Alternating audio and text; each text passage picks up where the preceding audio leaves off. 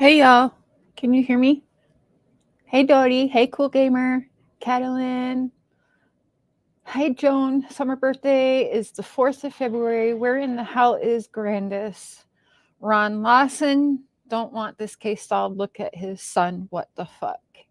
Exactly. I'm gonna leave that right there for a minute. Hey Lil Dev. Cursed with Curiosity. Oh yeah, that little intro. I'm gonna have to take that off because there's the music in it. But yeah, that little trailer. What'd she post that like a year ago? It was weird on her TikTok. Yeah, it was weird. She posted a lot of shit. But we're gonna rewind again because he's out, and I kind of left it alone while he was quiet. But he's not being quiet no more. And I told y'all I didn't want to touch it when there was nothing to report. But since he's out here lying and changing stories and making more shit up, if the truth is the truth, you shouldn't have 40 different answers to the same fucking question. Annabelle, welcome to the Crazy Train. Thank you so much for becoming a member. Hi, birthday chat. Birthday chat supervisor Justin. Hey, Tina. I'm not sure how to say your name. Chaley, if you're still here. Hey, Melody. Trolling Bish. Witchy Nicole. Hi, Anita. How you doing? Hi, Albie Frank. Hey, Zena. Melody. I am. But I've been going back through this stuff since Dawn's been all over the place. So I've been going back through my stuff as well as watching all of the new stuff, and I've been staying silent. But I started rewatching my stuff after Donald called Benny the other day.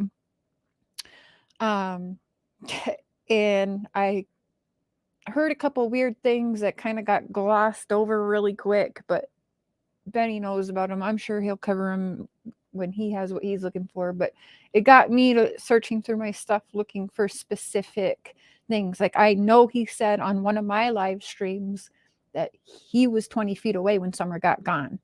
Well, I caught him on, well, my opinion, I heard him say on Benny's live stream 3 days ago, he walked down the road and Summer went missing. Like, what the fuck? So, Angie, hey, boo, I hope you're doing good. It's good to see you. Okay, that's good, Anita.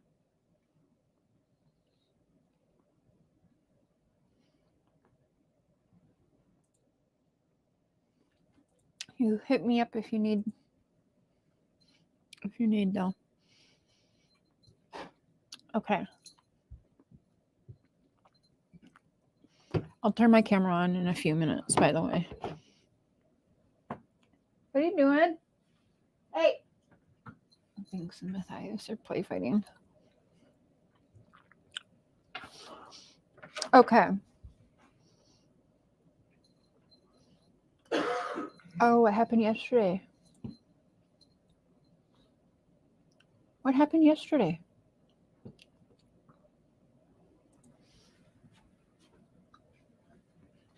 It's freaking snowing again.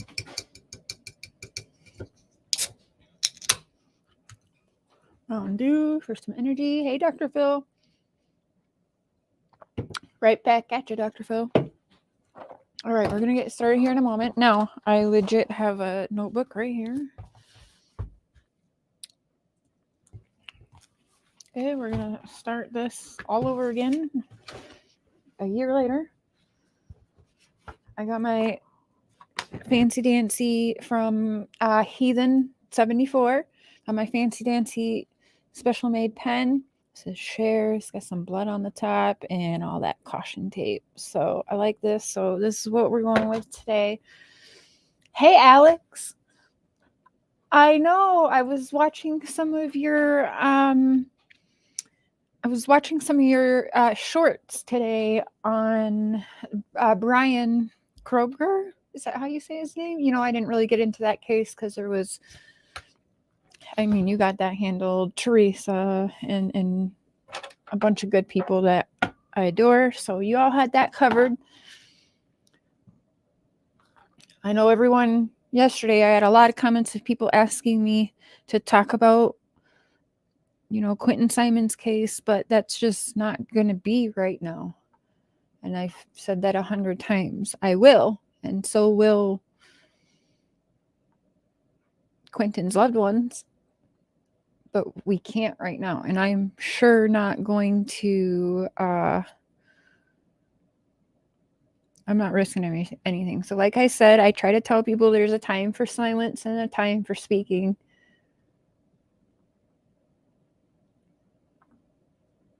You were talking shit to those evil women. Well, if they were being evil and you felt they were being evil, then you talk your shit. If someone has a problem with it, they can come to me privately and address it. I don't think I saw that. I'm sorry, Anita, because you don't need that shit right now. And I'm just going to be all the way honest. I'm going to smoke me a 1E of some weed because we've got hours to listen through of Dawn Wells. And then we'll turn the camera on and we will start going through the interviews from interview 1.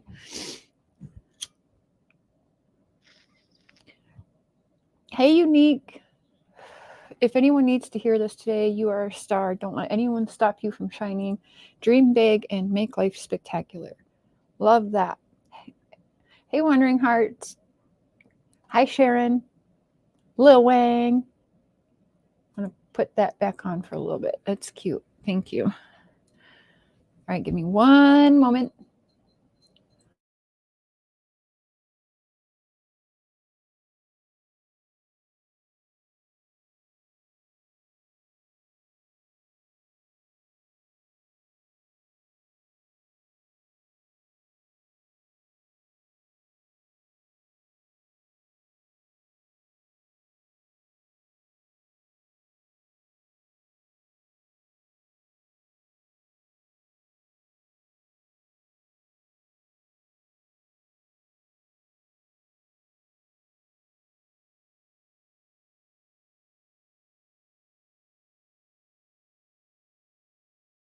Stop. Hold on.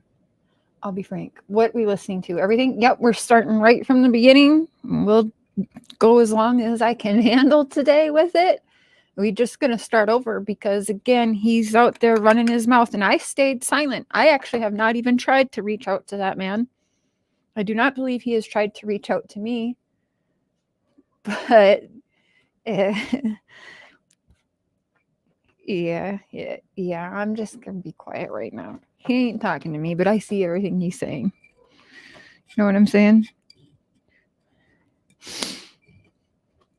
The Voices family is large. It's a large team of people.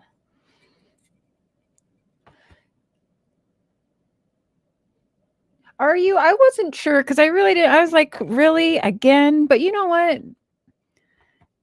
Investigators do that too. They leave it alone for a little while and then they re-listen because you're going to hear different things. And I did start picking up different things. And I was looking at myself on camera even. And I'm like, I was watching myself like, did I react to that? And I would see there was a couple things where I'm like, holy shit, did he just say that? And I'm looking at me and Mark and we have zero reaction to the words coming out of his mouth. And I'm like, well, that was kind of fucked up.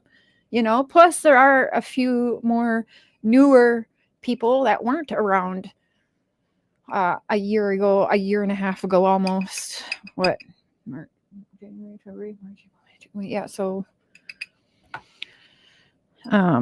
it's good to go back, start over, because again, I left it alone, but he's out there on the YouTube streets again, and he's running his mouth and he's saying wild things and he's giving different responses to the same questions that he's answered 100 times before he went to jail. Now he's out of jail and it's different answers. CPS now kidnapped his kids and all of this, right? So it's time to just rewind. And some people have been asking for that. And right now, I can't speak on the other thing everyone wants me to, so will not be a good human, So, which again, I haven't been able to keep up with all that's happening with Dawn's ass. I know, Alex. I really didn't. I just I've been listening, of course, right? And I know I've been silent on it, and some people were like, oh, you just forgot about summer. No, I just didn't want to get involved in, like, honestly, my worst nightmare, I can't remember how old I was when I saw the movie Groundhog Day, but I remember really despising watching Groundhog Day, and I think I've been forced to watch that twice in my whole life, and it was the worst times of my life. Well, not the worst times of my life, but the worst movie times of my life. And yeah, I used to have dreams of being stuck in a repetitive, which is like YouTube, and here we go. It's literally Groundhog Day again, and it makes me a little bit depressed. You hate that movie? Yeah. That and Green Card, terrible movies. Round 2, ding, ding, ding. Is it round 2? We'll count it as round 2 because, he's been freed and he's just talking. Can you get down, Charlie, please? You're going to mess something up. Hey, Brooke. It's hard to keep with all of the cases. Yeah. She literally just went live. But, oh, yeah, I seen that they're together. Fuck those guys. Like, honestly, whatever. He's on all of them. He's been on Benny's. He's been on the Old MacDonald Had a Farm channel. Charlie's your husband's name? Well, we got this one right here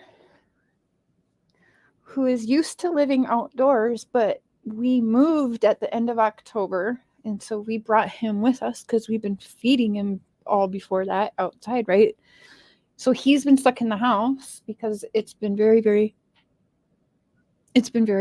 cold outside.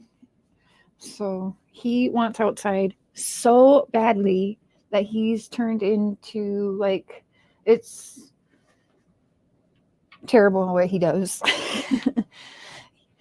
Like, he just wants outside so bad, but he's jumping on it. He's keeping people up all night long, just meowing and trying to escape out. If I can move the camera, he's just staring out the window, trying to hop through it. He's busted through 3 pairs of blinds now, just tore them apart.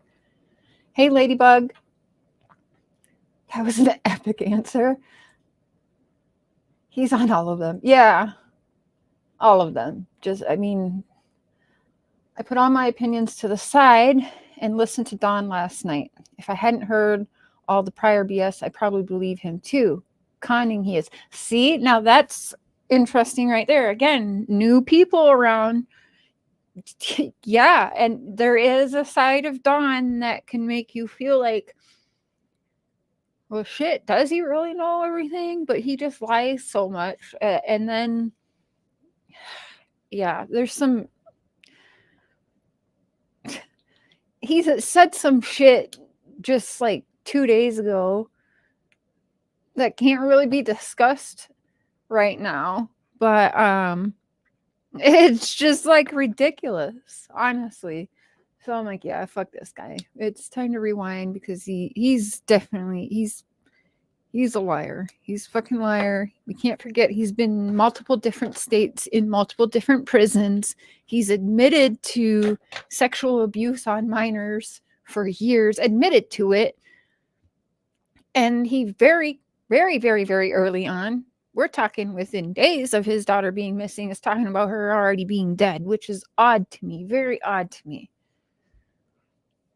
I went back and forth over Don because he does fool you to believe he's being truthful. It is hard with him, but he's like, I have to keep reminding myself what I witnessed for damn near 11 months straight. Even shit that I rewatched today. Me and Mark were watching when he was on Molly Golightly's, and he straight up punched Candus. And she's like, what'd she say? They all just watched you throw me into the punch. I mean, they're just both so fucked up.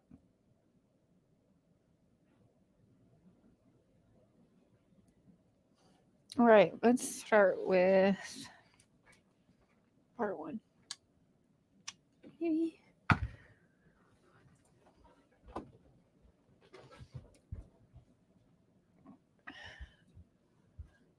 You see our pretty pictures? Oh, well, I guess over here. That Penny made us. They're like the diamond art thing. Super cute. All right. So, do you guys have your notebooks ready?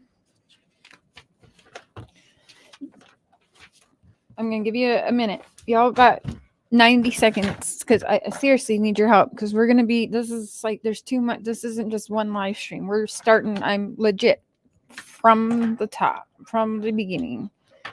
Okay. That's what we got to do. So, get yourself some paper, get a pen. I'll wait 90 seconds, get it, because I'm going to be asking you guys. We need certain things that stand out to us. We need the timestamps because there's just so much that's spilt around between, Facebook, the YouTubes, all of these multiple channels. How are the girls? Well, it's a little boring here right now because of the weather and everything, and they don't have their papers to start working yet. We were dealing with immigration just yesterday. So once they can start working and get their work permit, I think they'll be better and then meet people. Kind of, because even I'm going a little bit crazy because I don't know anyone here. So I kind of just drive my husband crazy because until the girls got here, he's all that I know here, right? So I also got to get out there and kind of do a little something. So that I can meet people around here. Because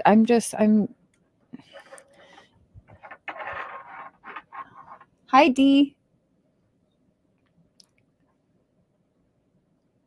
Okay. Molly and Betty have no class. So they never have. Look at them. Please. But anyway.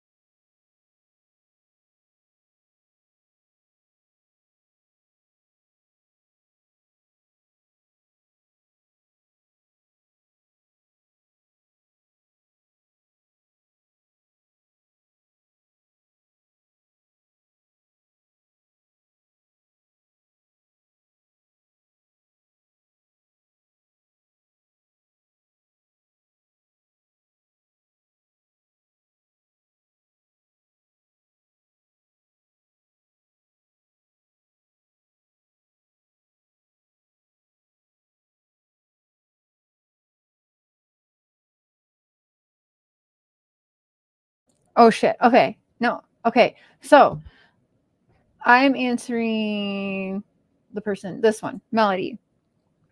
I only made her police report because they were threatening my life, right? And sending pictures of my surroundings to me.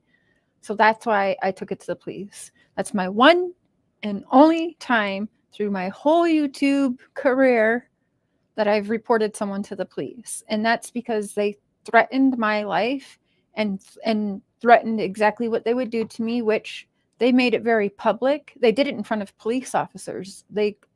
They were on my phone threatening me, death threatening me with police right there with me. So no.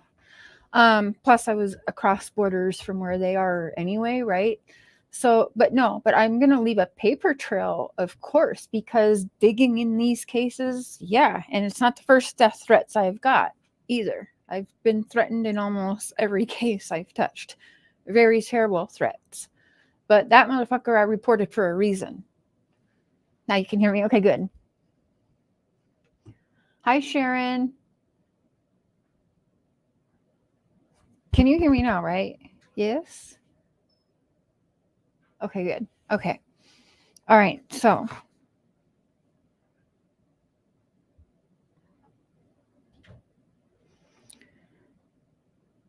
I think this one must be under videos.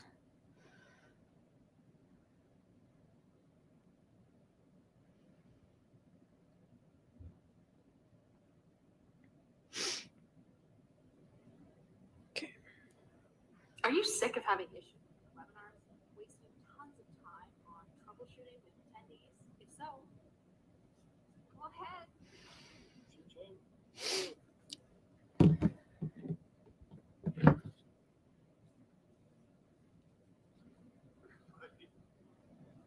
We have Donald Wells here with us, and we're going to do a little bit of a Q&A, and we just want to say thank you very much to Don for doing this. This isn't going to be a crucifixion. We're just looking for some answers and setting some things straight. So, Letting him. How's that sound through the phone? Does that work? It's just that there's people that, I don't, plus they're going to screenshot, call me crackhead again. Like they did. Like I did not look well back then. I was not doing well. Hey, Rosie. We're just kind of getting started, really. Sounds good? All right. We're going to continue on with that. That and some of these have people I don't talk to now either. So putting their face on my shit again, no thanks. But you're going to hear their voices anyway. But it's my content. So here we go. This is the first. Now, this was not live. This was a private recording with Don. I didn't go and have him on live right away. We pre-recorded because we were trying to edit out, like when he said his son's names, we were trying to abide. We did try to do the best we could then. Okay. So these were not live. These were pre-recorded, and we edited out only when he said his kids' names. That's the only thing that we edited out. Have his voice unmanipulated by anybody's personal gains and media and all of that, and being joined by Tracy with Chasing the Truth also. yeah, and there's no angle here. We're just having a conversation, and we're going to let Don say what he needs to say. And yeah, I do want to say, though, as this is going on, there's going to be an open chat, and any kind of disrespect, people are just going to be blocked immediately. This will be a platform where it's going to be a blocking situation immediately. Or the environment of where your house is, all the drug dealers living around there and everything, and just answer that. All right. He gets sound issues a lot. It was nothing that we could control. And what it was Candus constantly blowing up his phone to interrupt the live stream. So the sound on this particular one sucks, but we'll make it through. And yeah, there's not much we could do about that. And talk about it however you want to. Okay. Yeah. So yeah, there is a lot of drug issues of people, that are searching for meth or pills or whatever. But like the other morning, I posted some pictures, of that red truck. That started at 3 a.m, and that's out there raising Cain, at 3 a.m. But so we don't know, and we've had stuff come up missing, and people are in and out of there all the time. And I didn't really realize. It's a little too loud.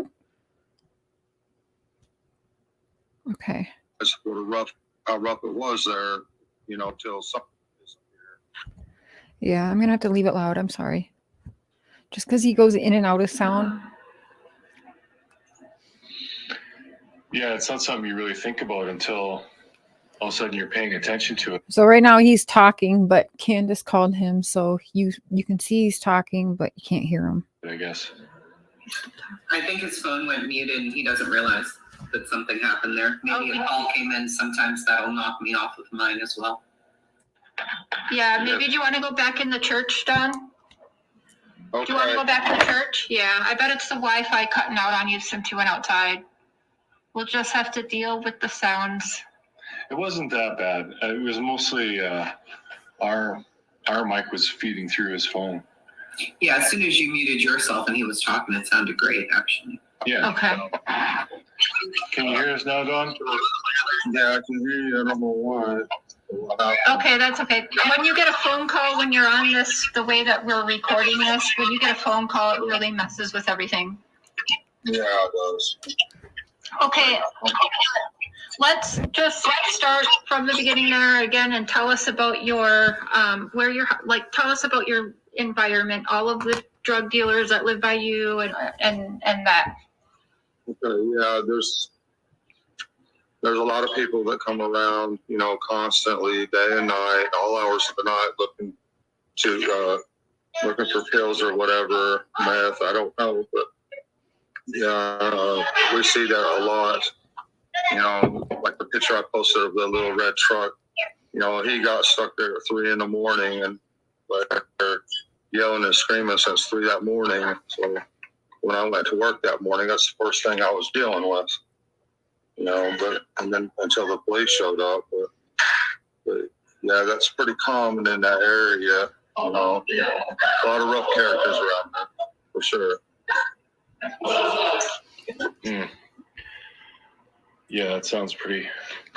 Since you bring up the red truck, how did that tip come into play? Was that you that brought that up because you saw the red truck, or did somebody else bring that into play and tell you guys there was a red truck, or how exactly did the red truck come into the picture for? When I was leaving for work that morning, there was a guy at the bottom of my driveway wanting me to full start his four-wheeler.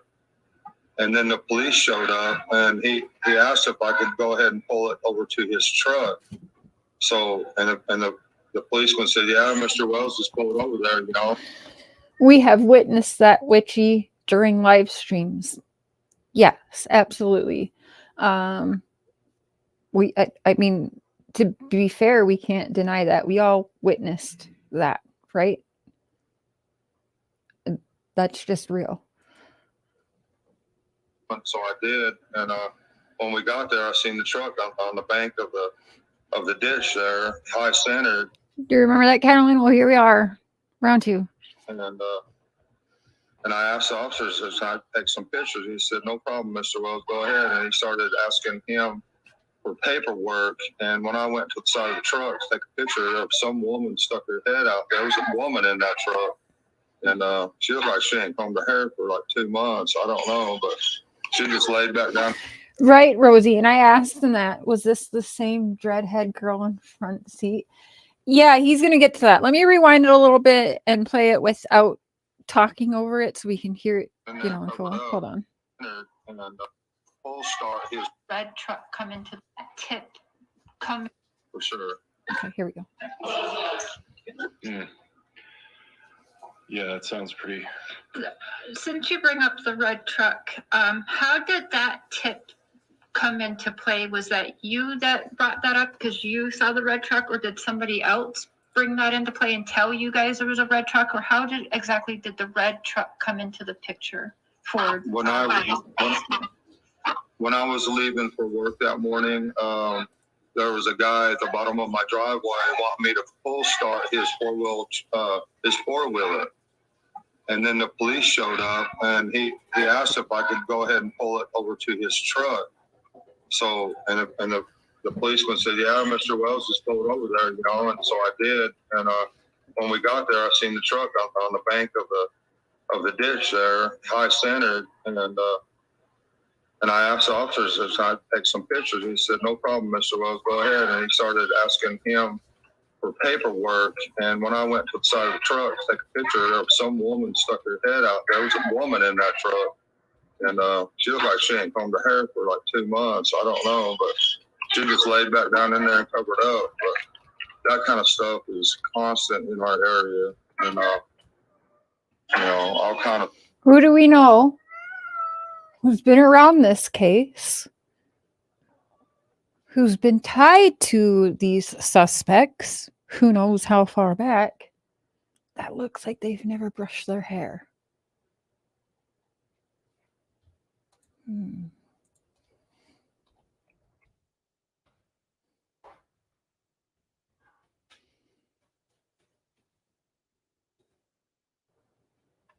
Can you please get down? You're going to push something. Get. Yeah. There's a female predator hunter that we know that looks just like that, right? No, because then he'd say his neighbor. He knows his neighbor, right? Remember, he said also Candus was screwed because she had no alibis and he had several as well. Oh, and he said she was going down, remember? But he would say his neighbor or Jody Sue. Also, he says Candus made the wrong friends, right? You got it, Rosie. Not sure what he was on last night. Haven't seen that one yet. I've been busy going back through my own stuff. But I didn't know he was on anything last night. I went to bed pretty early last night because I've tried to tell people that stuff and all they remember is afterwards when he corrected it, and that wasn't that morning. Right. We will, Chase, go over that. You will hear me say, and specifically say, the same day Summer went missing, and he says yes. And this happens several times throughout the year where he does say that red truck was there the day Summer went missing. So that's weird to me too, because here's the other thing. If it was prior to Summer disappearing, why the fuck did Dawn need to take pictures of the truck for? Why? For what purpose? Or again, that could make me think that this was then all staged. Did she really go missing June 15th? Like, I don't know, because that's all weird to me. Why would you worry about taking pictures of a truck that's stuck in the ditch outside your house for zero reason? Like, I've lived in the country most of my life. People get in the ditch. Most of the neighbors get their tractor or whatever, or their truck, and help a brother or sister out. We don't go around and take pictures of each other in the ditch. I've never done that. So that was weird to me. You always thought that was weird? Daisy's last name. Oh, well, yeah. I mean, ironic that freaking Donald Wells is now a part of the fucking farmyard. Donald Wells and his barnyard friends. Get the fuck out of here. Stuff going on. I think meth is becoming, well, it always has been, but it's getting worse, I guess. It's a serious problem. I guess it is everywhere, but yeah. And that was the morning? Well, sir, I didn't. Sorry, that was that morning you left for work that happened with the four-wheeler and that? Yes.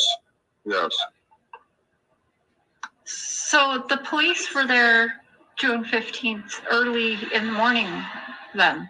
Yeah. Yeah, they just showed up because somebody else had called the law. Wow. Well, Sorry, that was that. And that was the morning? Well, sir, I didn't. Sorry, that was that morning you left for work that happened with the four-wheeler and that? Yes. So the police were there June 15th, early in the morning then? Yeah. Yeah, they just showed up because somebody else had called the law. Okay, wow. Hold on. I'm rewinding that because you have to see my face actually at this point, because I'm like, okay, this dude just said what? And I definitely sent that to the TBI. Okay, hold up, wait a minute.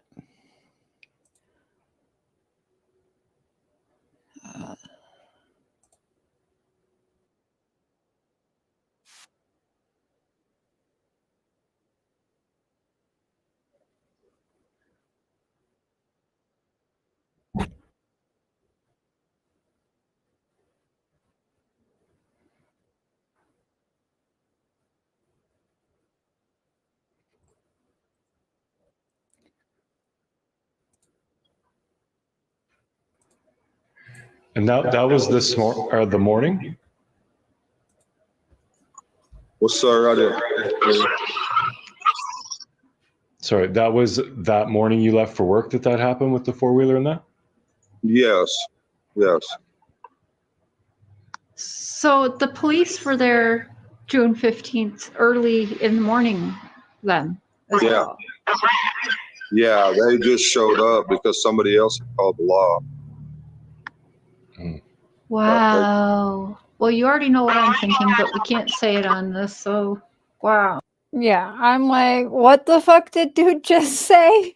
I mean, hey Heidi, was the red truck a red here? Oh, that's been my belief, honestly, all along. I think there was a red truck stuck in the ditch at some point. Don't know why they took pictures of it, but perhaps to use it in a bigger plan and production, if you will. They probably thought, hey, we could use this. You know, we got pictures. There was a red truck stuck in the ditch from not this area. We've got that, right? Hey, Sonia. Don is quite the storyteller.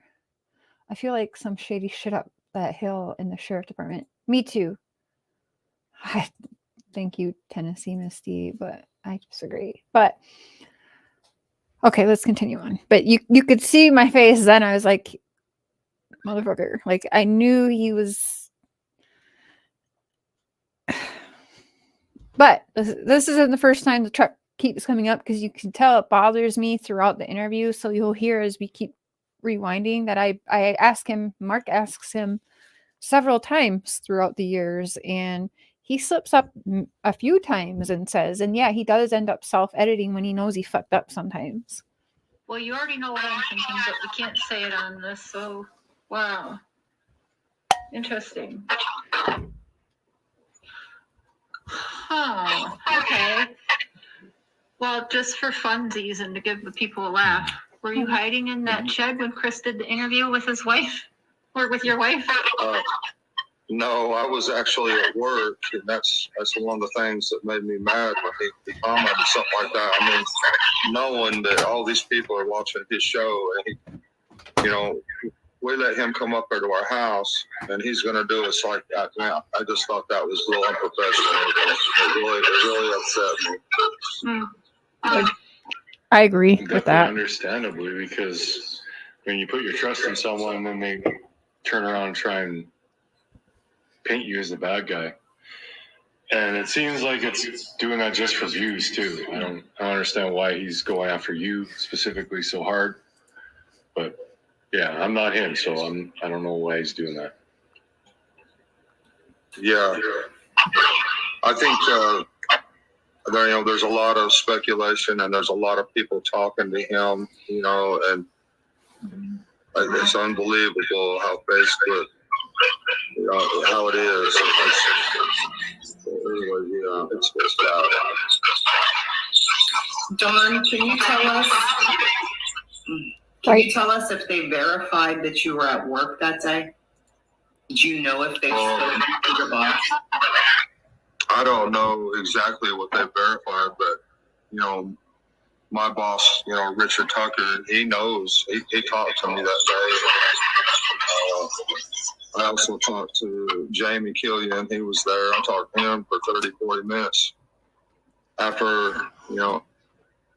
that day too. But trying to remember, but I think I talked to Richard about 30 minutes before I got the phone call, and then I had to load my tools up and head to the house as fast as I could. So Yeah. But I think they could take.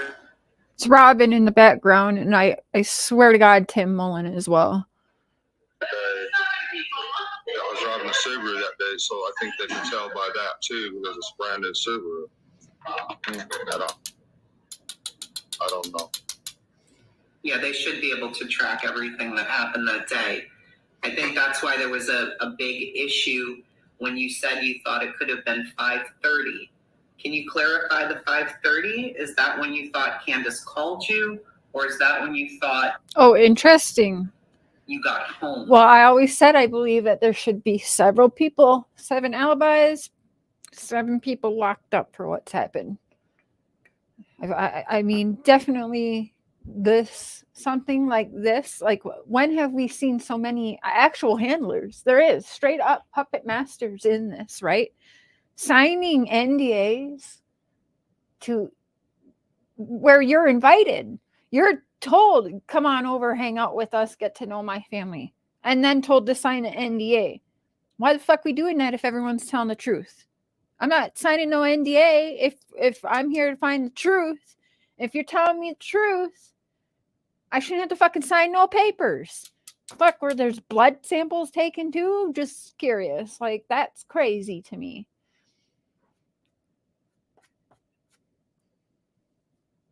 I think he went to work that day but came home early. I do too. I think that he left for work in the morning and that he came back early that day. I think that he was home for lunch, because you'll see in the future as we keep going through this, because, you know, it's rewind. We're only 8 minutes and 52 seconds in. Sorry. You know, he definitely brings up being home, but his lunchtime we talk about a few times as well, and it kind of, he doesn't straight up ever answer that, right? So it's weird. Have you heard what Tim Mullen is up to these days? He is still advising them. Yes, Rosie, and we'll have a separate show for that. I do want to do an open panel about that, all of that, but I want to study through some old footage right now, and then, you know, I mean, yeah, I've been silent till now, but yeah, I've got some things that definitely make me go, what the hell, you know, because I never forgot about Summer. I just didn't want to just talk to talk, if that makes sense, right? I want to hear about Courtney again. Okay, Joan, for sure, because she stays not too far away from us, because this drives me absolutely insane. So thank you for bringing her up, because I love any opportunity to show her face, show her name, say her name. I don't know if the reward still stands, because this is from 2004, and I did try to call to ask, does this reward still stand? Because I would like to then print up new posters and say there's a $10,000 reward. However, the cold case detective on the case ended up telling everyone to stop talking to me, because all I cared about was money, even though I made zero money on this case. In fact, we shelled out of our own pocket for this case, which is fine. We will shell out what we have to if it means we can find answers. Unfortunately, the law says they believe she has been murdered and that her remains are somewhere in this town that I have relocated to. Same name, same spelling as my daughter. So I was very drawn to her and still am. I just don't know what to do. But I did, after Mr. Sure did his live and she came up again, I did reach out to a few people again and said, I'm thinking about getting back in this again. So I don't know, but again, it did get pretty weird. So, and her birthday is November 22nd, right? My birthday is November 24th. Cassidy's is November 21st. So this like sign. So I would love to be able to, for free. I don't need the reward, okay? I just wanted to know, does it stand, so that I could tell people that way maybe some people would come forward and start talking all these years later, because she was reported missing since July 9th, 2004. We're in 2023. She was 13 years old. And for the first 7-8 months, she was reported as just a runaway. Didn't even take it fucking seriously until reported her missing 7 or 8 months after she went missing. They wrote it off as she's a runaway, she'll be back. Because she did run away a couple times. Never for long, and never did she run away and not speak to a family member like her brother that she was very close with. If she was to run away, he would have known that she was okay. I believe that from everything I've gotten to know so far. I believe that at least the brother would have known she was okay. She would have let somebody know she was okay, not just take off. To wait 8 months. And I don't give a shit if a 13-year-old girl does run away a few times and that's on her record. We don't write that shit off for 8 months and then be like, now she's missing. Because we're in 2023 now. And they just let this go for almost a fucking year before taking it seriously. So that doesn't make someone feel discouraged. I don't fucking know what does. But I appreciate the people that remember her name and bring her up, because, like I said, any opportunity, once it's nicer out, I'll retour the area again, bring y'all for a ride where she was last, seen, and where the hangout was, all of that. If you look in my past, you'll see all that. But yeah, I'd like to, I don't know, I guess retrace that again. But it just feels like we've undug some pretty big things and didn't nobody care, Everybody that has phone calls or lives with Dawn from the beginning need to do this. I thank you for this. I agree, Chase. And I think you'll probably see them start doing that. I'm sure, because I'm doing this right now because I've been doing this on my own for a couple days anyways, is going back through this stuff. So I was like, why don't I just do it live with everybody? Because maybe they'll hear something I don't hear when I'm listening back, and they can be like, hey, sure, that's fucked up. Whoa, right there. So, yeah. All right, let's go back. Well, I couldn't remember. Hi, Heidi. I couldn't remember exactly, but until TBI reminded me that it was 6:30 when we called, because that's what. That's always weird too. Let me rewind. 6:30 exactly. He was always stuck on that 5.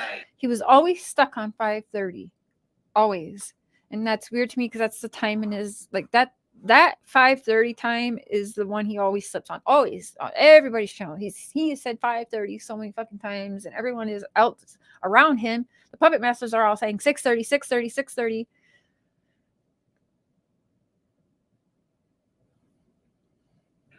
I think that's why there was a big issue when you said you thought. I don't know. Yeah, they should be able to track everything that happened that day. I think that's why there was a big issue when you said you thought it could have been 5:30. Can you clarify the 5:30? Is that when you thought Candus called you, or is that when you thought you got home? Well, I couldn't remember. I couldn't remember exactly, but until TBI reminded me that it was 6:30 when we called, because that's what the 911 said. It was 6:30 exactly. And when Evil entered, I'd love to panel up sometime soon with you and go over some of this stuff. If you would like, on your platform, my platform, both our platforms, whatever.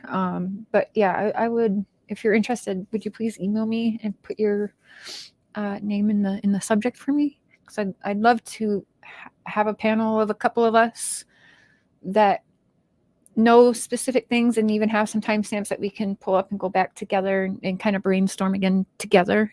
Because if you guys go back as well, people say a lot of shit about me, but I never ever did that journey, like where I was worried about keeping Dawn all to myself from like the jump, I always asked other creators to join in because I wanted to make sure we were covering everything. The first interview right here, I have Chasing Truth on. Didn't even really know her before. We never really agreed on much, I don't think, but I still valued, because we can't have all the same minded people putting our heads together, because we're all just going to be at the same spot then, which to me is like a dead end road. So we need everybody's brains, but unfortunately there's a few people that their personalities are bigger than their hearts and their brains are, and so we're just never all going to mesh, unfortunately. Even though I really wish there would be a panel that had all of us, no matter how much we fucking hate each other, could we all put it aside for 1 hour and put our shit together? Like, honestly, that's what I'd like to see one day. I'd do it. I'd be totally civil. Forget the beef. Can we just focus on Summer and put your shit with my shit? Can we do this? Like, but unfortunately, again, that's never going to happen. But I would love that to happen. Even privately, not even on a live. I wish maybe we could all get on a private StreamYard and put our shit together privately, not even live for all to see, to be quite honest. Just 1 hour, everyone forget that you hate this person. I dislike that person. Forget that. In the name of Summer, forget that shit. Because I will. I'll do that. I'll put all that shit aside. I will forget, like, all of the bad shit you said about me, like everything. If we're like legit focusing it about the content we have all gotten and putting it together to try and see what we could all do together. Oh, okay. Hold on, Rachel.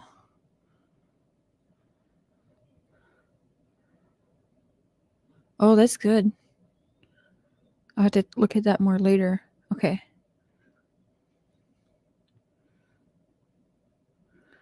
Dawn talked while driving home in the last hour of Daisy's live. Okay. All right. I've got people sending me clips. Thank you. I'll watch it later. That would be great, I think, but it won't happen. Different creators have different info, which is making things make sense to who is involved. It's true. Right. Because certain things are slipping with certain people, right? And they don't even know it, which is why they had to get the puppet masters more on their asses, because it was getting bad, right? When we called, because that's what the 911 said, it was 6:30 exactly. And also my wife, I guess she looked on her messenger and was able to verify that too. Around the time that she called 911 was 6:30. So yeah, I don't know why I was thinking 5:30, but I guess I was just wrong in that. Well, messing up the time by an hour, that happens all the time. That's like, but people are just trying to pick everything apart. And as far as you being like verifying you were at work, I'm sure the police have done that, and people saying that they couldn't verify that, this seems weird to me, because all the people you talk to and everything, I mean, if the police had just talked to them, they'd say yeah, which they probably did. Like, it's probably just all rumors and speculations. Yeah, because law enforcement, I checked again today, they say, yes, everybody is a suspect, but they said that everything that we have all come up with on social media, that they have already looked into those. There is no person of interest, okay? I feel like I should repeat that even. There is no persons of interest. Bullshit. I want everyone to know right now, and I'm saying this right now, I said that shit and it was making me die inside, because I don't believe that they are not persons of interest. Reason why? As y'all know, I've personally been on the phone. I know that like Bullhorn Betty and all them will like to say they're the only ones that talk to law. No, not true. I mean, that's definitely not true. The head agent on the case at one point told me that as long as I was comfortable, I should keep Dawn talking. My question to that woman was, I don't like that he just started bringing up a lot of drugs and a big amount of money. here's this recording for you. What should I do from here? Do you want me to stop all contact with him? Just leave this alone? Do you want me to keep him talking? Is this something like, I don't want to harm anything. I want to be helpful. That's what I said. And she said, you can keep him talking if you are comfortable.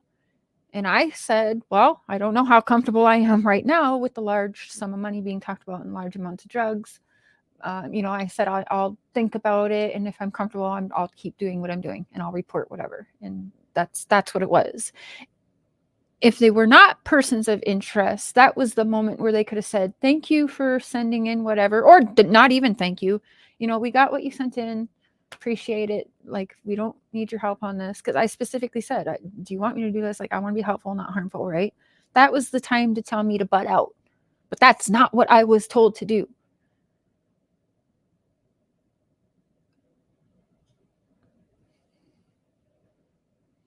Yeah. Simple as that. So incriminating Dawn, I'm not sure what people are trying to do. Unique. We just need a villain. Yeah, and to say that you were hiding in the shed and then point out into the past. Oh yeah, because you hid from Because you the hid police because you had a once. warrant. Well, guess. I actually don't think that Dawn was hiding in the shed, no matter what I think of what I really don't. I just think that was something, because Chris has been in, the industry for a couple decades, actually. He's been on Oprah. He's been on radio shows. Like, that man is no stranger to being a part of productions in the media. Okay. And so when he does shit like that, it's what I'll call like a cliffhanger, or what, but have you a cliffhanger, because it's going to draw people in. That's the thing people are going to clip around. But why though? Because yes, you can see in one of the arrests in one of the states, he did have a warrant out and he did get caught hiding, because he didn't want to get arrested. When that expired cop went to the Wells house, who was invited, Don Wells was not a wanted man. He didn't have no warrants, no nothing, and he was invited there. Candus called Don and asked, right? So if anything, I'd say he left, because I also don't think did we see his truck and the car in the driveway? Like, did we see all vehicles in the driveway? I don't think we did. I don't remember. I'll have to go back and watch that later too. But no, he did certain things because he's, again, no stranger to production. He wanted those views. He wants that money, right? So, there's that. Q, was there ever mention of the gag order by TBI? Was there ever mention of the gag order by TBI? I think they did say that there was gag orders in place. I think the news even said that, but I don't remember. Again, that's why we're starting at the beginning here. See, it's a little dramatic. Just a tad. When he interviewed Candus, you are not a wanted man. You have no warrants out. You have no reason to hide on your own property. So yeah, that was just ridiculous. Ridiculous. He was trying to talk about the whole knee situation and who got hurt the night in October. Okay, this does get weird for me. This does get weird for me. Just listen to this. I'm gonna shut up. When he was trying to talk about the whole knee situation and who got hurt the night in October. When I want you to listen to this carefully, because then I'm gonna pause it again and I'm gonna look to you guys to hear what do you think? What did you hear? Okay, so I'm going to say nothing. Let me rewind it 10 more seconds and just play it through. he was trying to talk about the whole knee situation and who got hurt the night in October when the Jose guy was there, whatever the situation was. Can you tell us a little bit again? Sorry you have to repeat this again, but can you tell us about that night and what happened that night with that Jose and whose knee got hurt? Yeah, that's not a problem at all. Candus wanted me home, so she made up the story that she had moved the guy in, and she didn't say anything about him or anything else. She just let me speculate that she'd moved the guy in. So of course I flew across the country as fast as my little truck could take me, and I got there, and the first day, everything's okay, but the second day we decided to have a few drinks, and stuff, and things started to get heated. And Jose, his wife had messed around on him, I guess, and he was kind of taking it out on me with questions and stuff or whatever. But I told him, me and Candus had our problem, and we've worked through that and worked it out.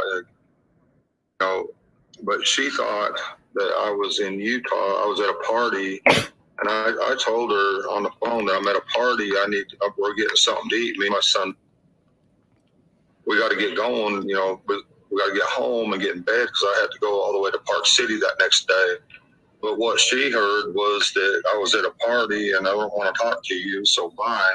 It's kind of the way she took it, but that wasn't the case at all because I wasn't doing anything but just getting some food and going home to sleep so I could go to work. But that's not the way she took it. But so that was a miscommunication right there, and we didn't know that until after, But anyway, let me go back to the story. But so me and Jose is getting into it,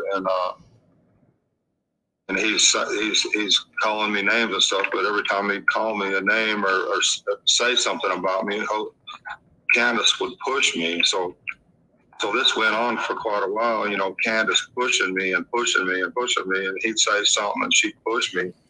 And finally, I tried to push her out of the way. So I was gonna hit Jose, but the last minute I decided not to. But I guess when I pushed her, she went down and scraped her knee a little bit. So she went, straight away because her feelings are hurt. So he went straight away and called the cops, and that's how the police got involved. And then Jose told the police that I'd chipped his tooth and on and on. And then they told him about the powder gun I had in my glove box because I keep that gun in there for the safety of my kids.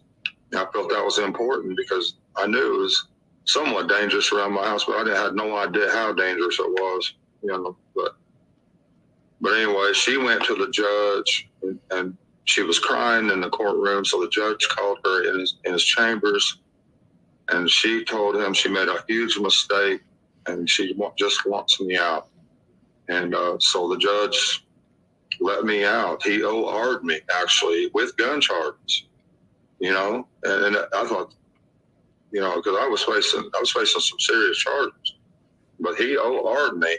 And so, we worked it out and everything. And I pled out to a misdemeanor charge, and me and Candus worked everything out. When we got to talking back to where I was, there was miscommunication.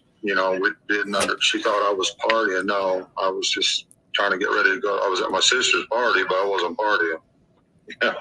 So Hear that? He was at his sister's partying in Utah. The sisters who were afraid of him because now they press charges on him, but they've been having him over and having parties and having him over, like, weird. Okay, that's all I'm going to say about that. It was a misunderstanding, but we worked it out and we forgive each other, and that was that, pretty much. Oh, and privately, Don told me, Donald, because I know you're listening to everything like the narcissist you are, Candus, crazy bitch. Remember, you told me Candus was jealous because your sister was in love with you, Donald. Now, she's always been in love with you, right? You told me that multiple times privately. If you want to call me a liar, you can go right the fuck ahead, because I might be able to find it through text messages as well. Oh, actually, I'm sure I can. I'm pretty sure you've texted it to me several times as well, because you also wanted me to go harass your stepsisters, which I never did. But yeah, ridiculous. Listening to this man all over again it's honestly just It's ridiculous. And I don't care who thinks what. Everyone's entitled to their opinion. But I feel the same, if not even more so, that these two definitely, they got a whole lot more information that they are not telling anyone, which includes law enforcement. Shit, last we heard, it was Ronnie Lawson saying they stopped cooperating. Have we heard that they've been cooperating since that statement? Because I haven't heard nothing about that. I feel like I would have heard that for sure if that was switched and now they are cooperating. I know Don says DCS stole his kids. They haven't been charged with anything. They need their boys back. But again, there's a very little word that's a very big deal, which is yet. There has been no charges yet. I'm going to go back to another case I was up close and personal to because I was in the area and I worked with a family member. But Jacob Wetterling, if y'all know that case, if you don't, give that a Google. 12 years before Jacob Wetterling's murderer and sexual torturer was finally arrested and brought to justice for what he did to Jacob Wetterling and other little boys. 12 years. So just because there's no charges yet, do not mean that they aren't coming. And what I'm seeing, that now there's zero communication and placement plan for those boys to be around them. That's giving me a little bit of hope. And I think it should give y'all some hope too, because again, I'll say it again. Situation I went through and all the hell I went through, I was older, damaged goods. Like I said, systems overran. They did place me again with my mom. Even then, it wasn't until I said I wanted to be done with things were visits completely done and visitations and all contact done, cut. But that's what's happening here now. Did the boys ask for that? Is the system saying hell no because now they've got more information that just isn't public yet, that these two are not safe to have their children back? So maybe. I hope. That's what I can hope anyway. So at any time, did you ever put your hands on, push out of the way, move on? He was staying, I believe, like in a camper, either on his dad's property or his sister's property, I believe. Cursed with curiosity. I'm not 100%, but I'm sure that will come up as we re-listen through things again. Out of the way, Grandma. No, she was outside. I'm gonna try to get this. Okay, now let me rewind this. This is where we're talking about the whole incident, the Jose fight, Grandma getting her knee hurt, right? Okay, so let me rewind this and shut up again. I'm sorry. But this gets weird for me. My camera. It was a misunderstanding. But there was miscommunication. You know, we didn't she thought I was partying. No, I was just trying to get ready to go. I was at my sister's party, but I wasn't partying. You know, so it was a misunderstanding. But we worked it out and we forgive each other, and that was that. Pretty much. So at any time, did you ever put your hands on, push out of the way, move out of the way, Grandma? No, she was outside. I'm gonna try to get this. I broke my camera. I apologize. That might be a little late. It's fine. Okay. No, she was outside by her trailer. I mean, I think she was standing in the doorway maybe, but I wasn't focused on her. But no, I never. Ever put your hands on, push out of the way, move out of the way, Grandma? No, she was outside. I'm gonna try to get this. I broke my camera. I apologize. Ever put your hands on, push out of the way, move out of the way, Grandma? No, she was outside. I'm gonna try to get this. I broke my camera. I apologize. That might be a little late. It's fine. Okay. No, she was outside by her trailer. I mean, I think she was standing in the doorway maybe, but I wasn't focused on her. But no, I never touched her. No way. And I would never hurt. I wasn't intending to hurt Candus either. I was just trying to get her basically off of me because I was going to.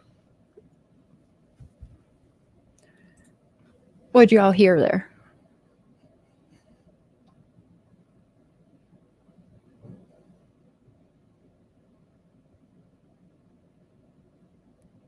I heard about, multiple of those court-appointed attorneys, I believe, yeah. It's very interesting to listen back to these. Gives me other ideas of what's going on. Yeah, it does make you go, things you thought were messed up that he says back then kind of don't hit me the same now, but other things that didn't hit me then are kind of hitting me now. So this is a forever roller coaster, and this is why I get discouraged of talking about it, honestly, because it seems we get nowhere and we just get, perhaps we're getting just a little, like a hair closer every time, maybe. I don't know, I hope. Bunch of runaround. I don't know why YouTube hardly ever gives me notifications of you being live. They're always trying to shut up share. Always trying to silence me. I wanted to hurt Jose. Okay, but what did you hear there? Grandma was outside or out of the way, so what does that mean? He didn't hurt Grandma's knee, but we know Grandma had a bad knee, or has that all been production? Like, I don't know, but we did see Grandma. I mean, she's had knee issues and everything, right? So, I mean, maybe, I don't know what to think about that, because he says it. No, she wasn't around, didn't hurt her knee, didn't touch her at all. She was outside or she was wherever. And then he doubles down on it and says it again. So that part does make me go, that's weird. But it also could be he's just all foggy. I mean, you hear he's at the church, right? He interviewed with us the first couple times while being around the puppet masters, if you will, of the, in my personal opinion, the cult, the religion, the church that they're a part of. But I think YouTube is bad with notifications for most creators, to be honest, because I don't get notifications for almost anyone. I thought that too, Rosie. That's another thing it could be as well. No, he did not hurt Grandma's knee. This is the incident from the phone call that's being played to 911 with Candus is talking about. He injured her leg. See? However, we are all to be believed. Remember, they even put Grandma in a wheelchair for one of the news interviews. In my opinion, the water has been muddied by design. I've said that too. Yep. I mean, shit. We got forever the victim and suspect Jody Sue, who straight up said she watched certain creators before Summer's disappearance. And before she even said that, because I actually just recently heard she said that, like, within the last couple of months. But I said from day one, I believe, like, I just felt a very dark energy in this case always. I think you all know that. And it just felt to me almost like, yeah, we were sought out to deal with this situation because they want to look like they're doing something for Summer.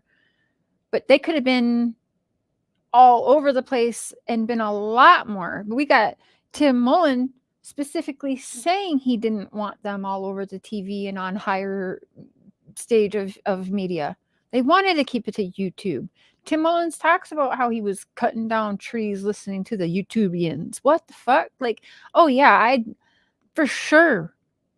This, in my opinion, was definitely a staged production. I stand by it. Some people asked me yesterday, do I still believe that, we were being watched as creators before? Yes, I do believe some of us were, not sure which ones, but it does very much still to this day make me feel that yes, because remember very early on, Don wanted me to set up some $1 million fake confession.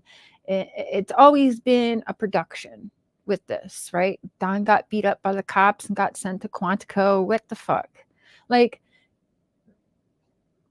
it was only a dull moment for the last couple months of Don's incarceration. That's it. when it looks like, they probably stuck Robin with babysitting Candus to keep her quiet. Don was in jail, where he just recently said he wasn't even given his mail till he was released. What? That's weird to me. Whatever. I don't know. In one of Ziggy's interviews with Fred Hill, they were talking about going to YouTube on day one night. Yep. So many players, so many factors, so many lies. Yeah. Did they ever mention Grandma's nap before her TV interview? No, I don't recall that. So that'll be interesting if we hear that going through from the beginning again through everybody's stuff. I don't know. I believe until she went on the news and said that, I don't recall hearing that before.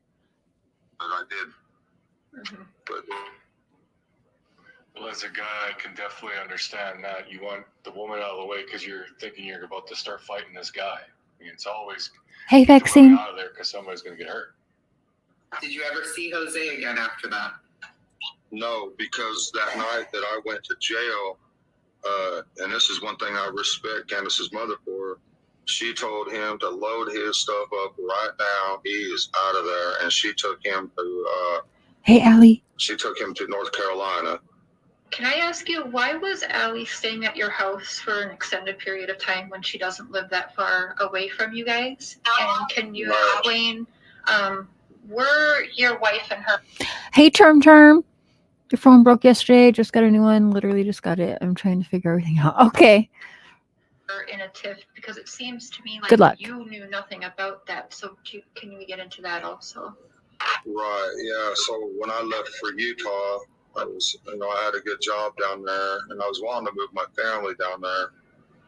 And so I guess when she went to Wisconsin or wherever she goes, I can't remember where her mother went, but to help her sister, I think it's Illinois actually, and help her sister for a couple of weeks. And when they come back, Allie and them got together, and they wanted to stay there for a while, and I don't know, do whatever women do, I guess. Yeah. I have no idea. Yeah, and the kids all together, and the other two girls that they have there, and some are like, them girls and everything. But so I guess I don't know how this Jose got involved or how he ended up there. He come from New York, and so I guess some people dumped him off after they used him up for his money. I don't know, but I have no idea. But it don't sound good. I know that. But I mean, that's all I know.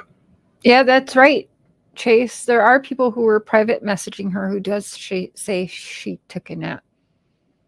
I kind of always thought it'd be weird that if her knee did hurt, because my ex's mom had a bad knee and actually had multiple surgeries on her knee, and she could hardly walk. I mean, she could not walk for 5 minutes and not be in pain.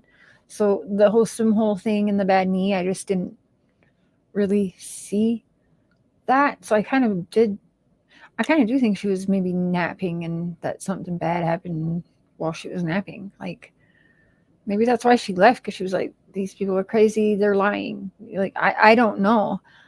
I know I went hard on Grandis at first, but I did kind of start trying to look at it a little bit differently, because I know I started getting to know Queen Bee, and Queen Bee got close with Grandis, and so I wanted to see a different side. So I can see both sides. I can see where she looks guilty as hell, okay, and I can also see where, like, maybe she's guilty of knowing more information, doesn't say anything, but perhaps she just has shitty people around her that are doing that. Like, I don't know. I honestly don't know. And this time around, I want to be more fair, and we're going to re-listen through all Grandis stuff as well, right? So, but then I also remind myself, like, I've had personal dealings with Grandis. Benny's had personal dealings with Grandis. And I certainly didn't like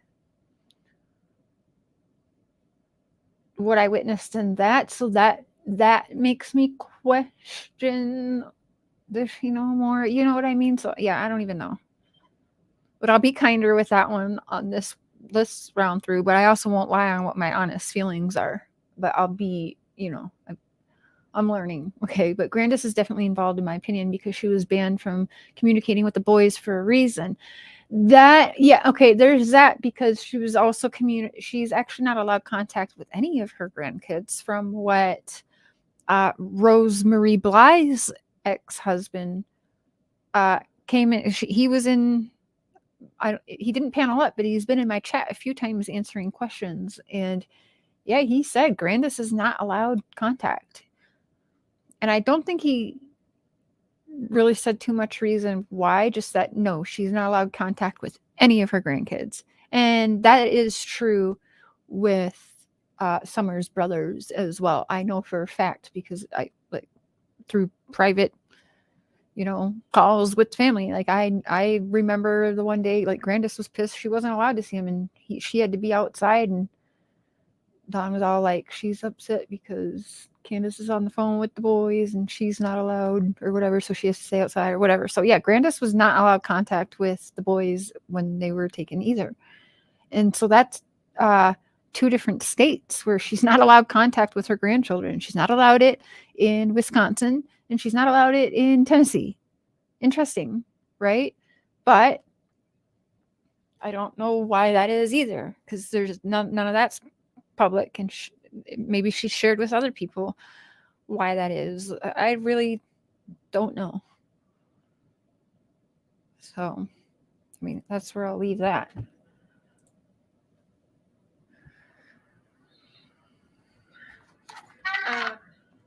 Okay, now everyone wants the lie detector test. Timmy Ayo! Hey, boo.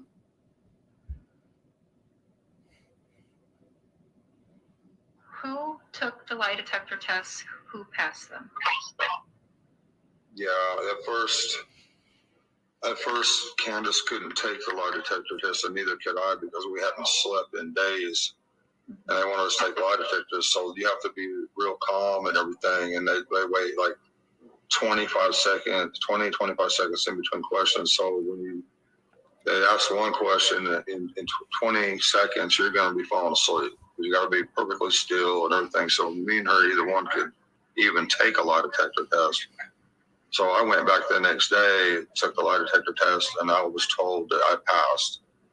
And Candus, her nerves were so shot and everything that she couldn't take a lie detector test. They had to wait like Friday, Saturday, Sunday, have her come back on a Monday or maybe even a Tuesday to take her lie detector test, and she took it and finally and passed. And we never failed the lie detector test. We just couldn't take a lie detector test. Did Grandma take one too? Yes, and she passed also. Can I ask how long after was, when did they ask for the lie detector test? How long after Summer went missing did they ask you to do this? Immediately on me and Candus, yes. But so, I mean, I think they waited 3 or 4 days maybe, because I know we didn't sleep for the first 2 or 3 days. We couldn't sleep. That's impossible. But so yeah, when they finally got us calmed down and sitting still in that chair, you're gonna doze off. So it was impossible to take the test. But I took it the next day and passed.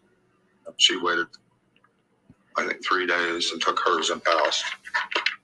I think that's understandable. It's not understandable. That's no bullshit. It's going to be all calm and well rested after something like this happens. That's for sure. Yeah. Okay, so let's go to June 15th. You're at work. You get that call from Candus. From the best of your knowledge, what time was that, and how did that go from that call? Do you remember what she said? And kind of let's go on from there a little bit. Okay, so she calls me, and I can hear the fear and anxiety in her voice. She's terrified, and So I'm thinking, well, she's probably just around the house. That was my first thought. But I told her, well, hang up from me. I'm thinking in my mind, I told her, just call 911 just in case. So What I did she finished. say to you? I can't find her, or? Yes, I've looked everywhere. I can't find her. She's not here. And I said, well, hang up and call 911. And so she hung up. I threw all my tools in the back of that Subaru, and as soon as I got in the car and started down the road, I called 911, and they transferred me to Hawkins County, I guess, and I told them what the situation, that our little girl's not there, and then after that I got back on Messenger and called her and talked to her through the whole trip. I think it was 30 minutes. I'm not sure. But like 30 minutes, I was able to talk to her on Messenger all the way there. And she was in her mother's truck, driving everywhere, looking for her frantically around our house. So when I get there, I'm still on Messenger with her, and she's still not found 30 minutes later. So I drove directly to the bottom property and down all the way down to the creek. And I see my 3 boys together down by the creek over on this side. And then on the left of me is my neighbor walking around. My heart sunk right then and there, and I knew she was gone. Which neighbor? Jody Sue? Was it Jody Sue? Was it Fred? Frank? Don? Was it Jody? Was it Andy? Which neighbor? Because he saw my 3 boys down there with the neighbor. I know a specific neighbor that has a YouTube channel that talks about how she had met the boys down by the creek, right? Talk to the boys down by the creek, right? So, hey. I knew something happened. I knew something, something. So I drove back out of there, went to the top of the house, and there wasn't no police there yet. I don't believe. There might have been a car too. I just can't remember for sure because everything just, happens. I don't know, but There was. There might have been a cop or two there. I just There cannot was. remember. But it seems like there might have been. But after that, all these trucks and trailers with 4-wheelers and stuff started pouring in, the police, and they actually blocked or bottlenecked Beach Creek and Ben Hill Road. We couldn't get out or in or nothing. It was a nightmare. They just kept asking us all kind of questions. They looked at our phones for the timeline right then and there to see. It might have been the next day, I'm not sure, but they looked at our phones, and he got the 911 calls and all that and wrote all that stuff down. And I'm not really sure. Just roll with it. It's a good question. I thought that they could, but yeah, I don't really know if they had it on burners and then deleted it. They always had multiple phones. So even Robin told me, even back before Summer went missing, how they all had multiple phones and stuff. So yeah, I'm not sure how that really works, but I would hope that they would be able to do something like that because of cases like this. We should have, there should be something where they could do that, right? I would hope. Hey, Gemma, welcome. And that's about it. I asked them if I could go look in my car or whatever, and I tried to leave, and I couldn't even get my car out of the driveway. It was just blocked in. But, I think the next day, I'm not sure.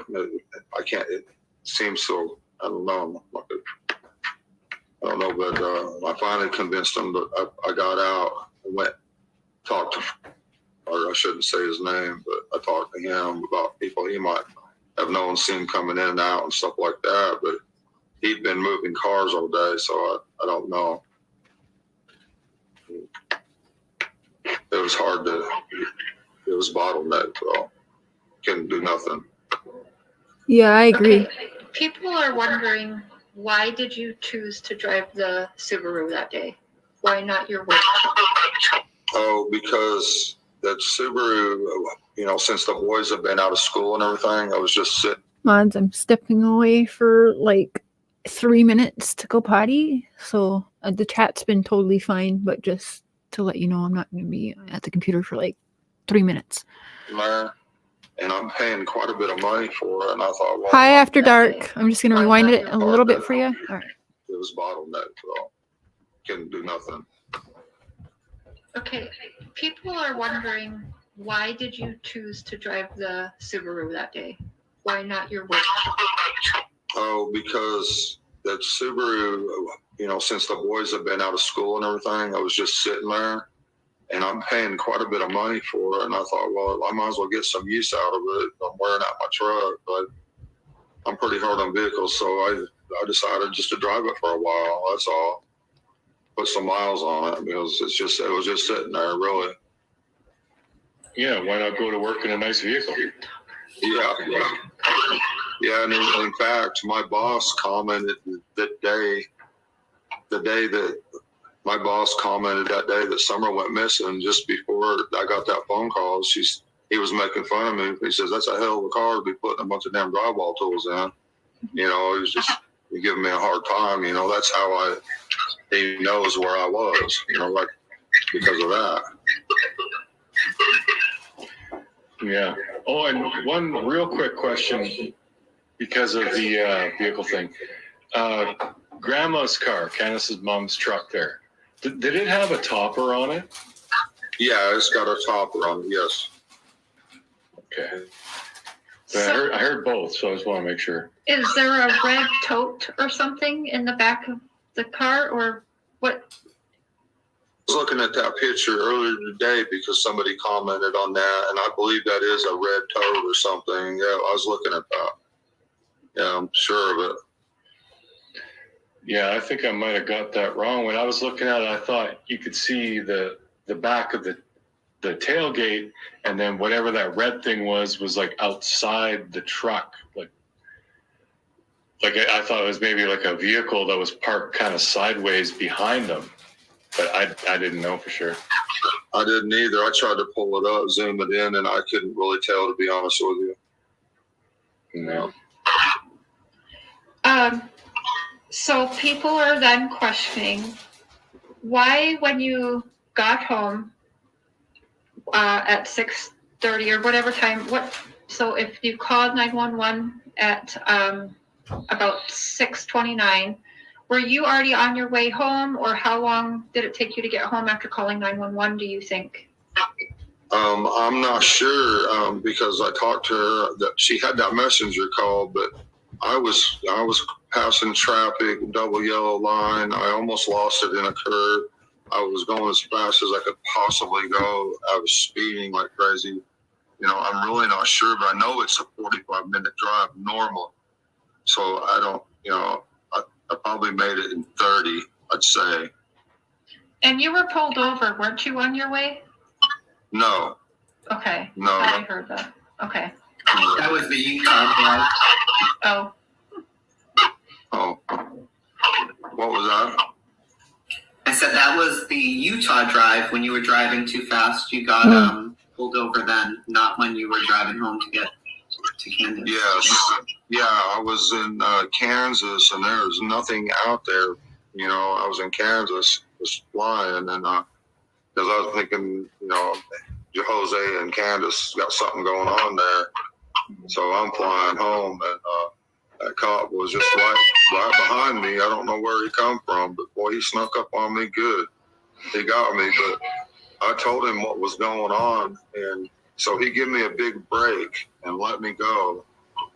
He gave me a ticket, but not as big as a ticket as I was going. So I'm sure thankful to him because it could have been pretty bad. But, Okay. So now another big thing is people are saying, so when you did arrive there finally, why did you not go up to the driveway first? Why did you stop at the shed first? Did you go in the shed, not go in the shed, or just why did you not go directly to the house and talk to Candus right away? Explain that. Okay. The reason I went to the bottom property first is because I knew that they were looking all over around the house and in that area and everything. So I figured, you know, by the time I got home, the best place that I could go would be directly down to that creek. I didn't even stop at the shed. I went by it, but I went down that steep bank all the way down into the creek with that little Subaru. And when I seen my boys and I seen my neighbor, that's when my heart just sunk right there. I just knew something was really wrong, you know. So that was the beginning of this pit in my stomach that hasn't went away yet, and it's not going to, I don't believe. But so then I turned around, went back up that bank, and I might have looked in the shed at that time. I can't remember for sure, but I know I looked in the shed at some point. But I went back up to the top, and No, the fight was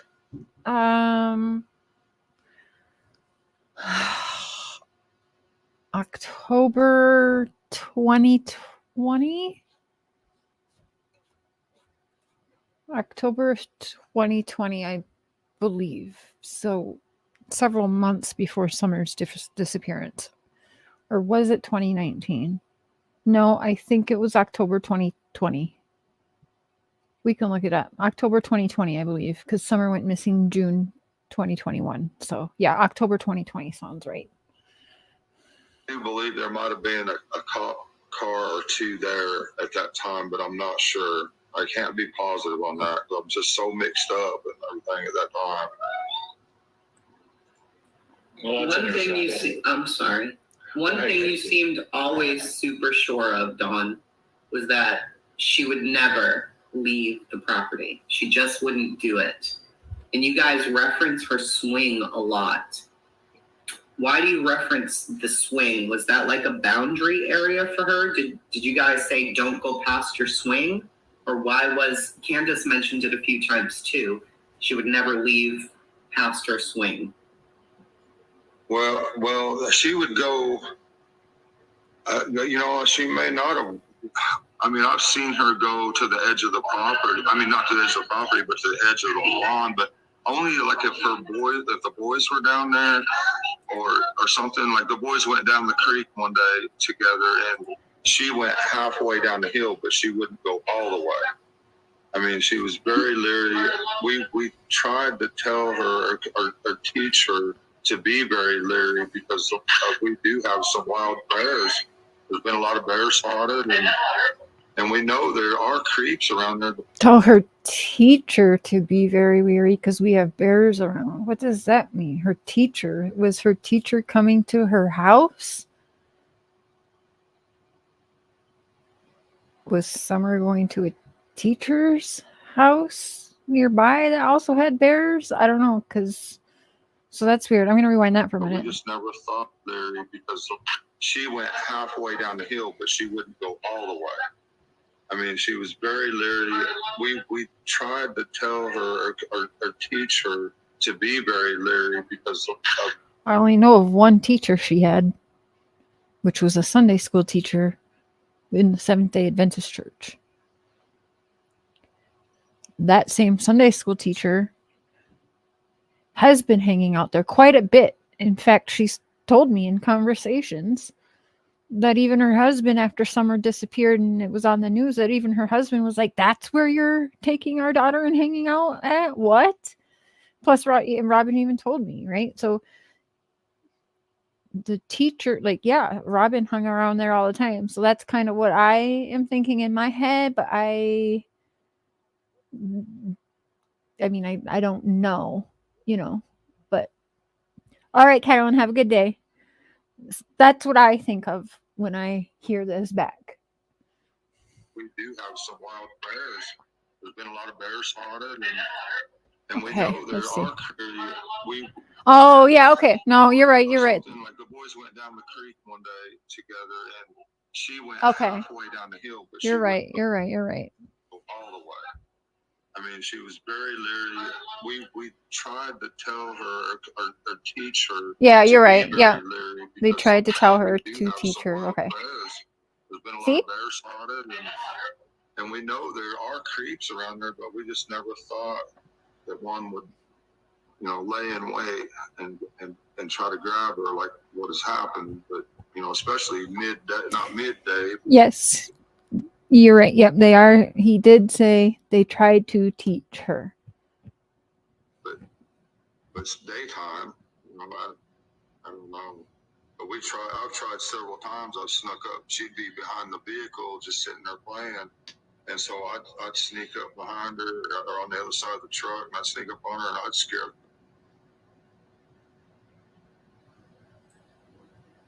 Uh-oh, your sound went out again. Sorry, Don. You're going to have to message him again. Oh, poor guy. Yeah, StreamYard is kind of hard on phones. Some phones that.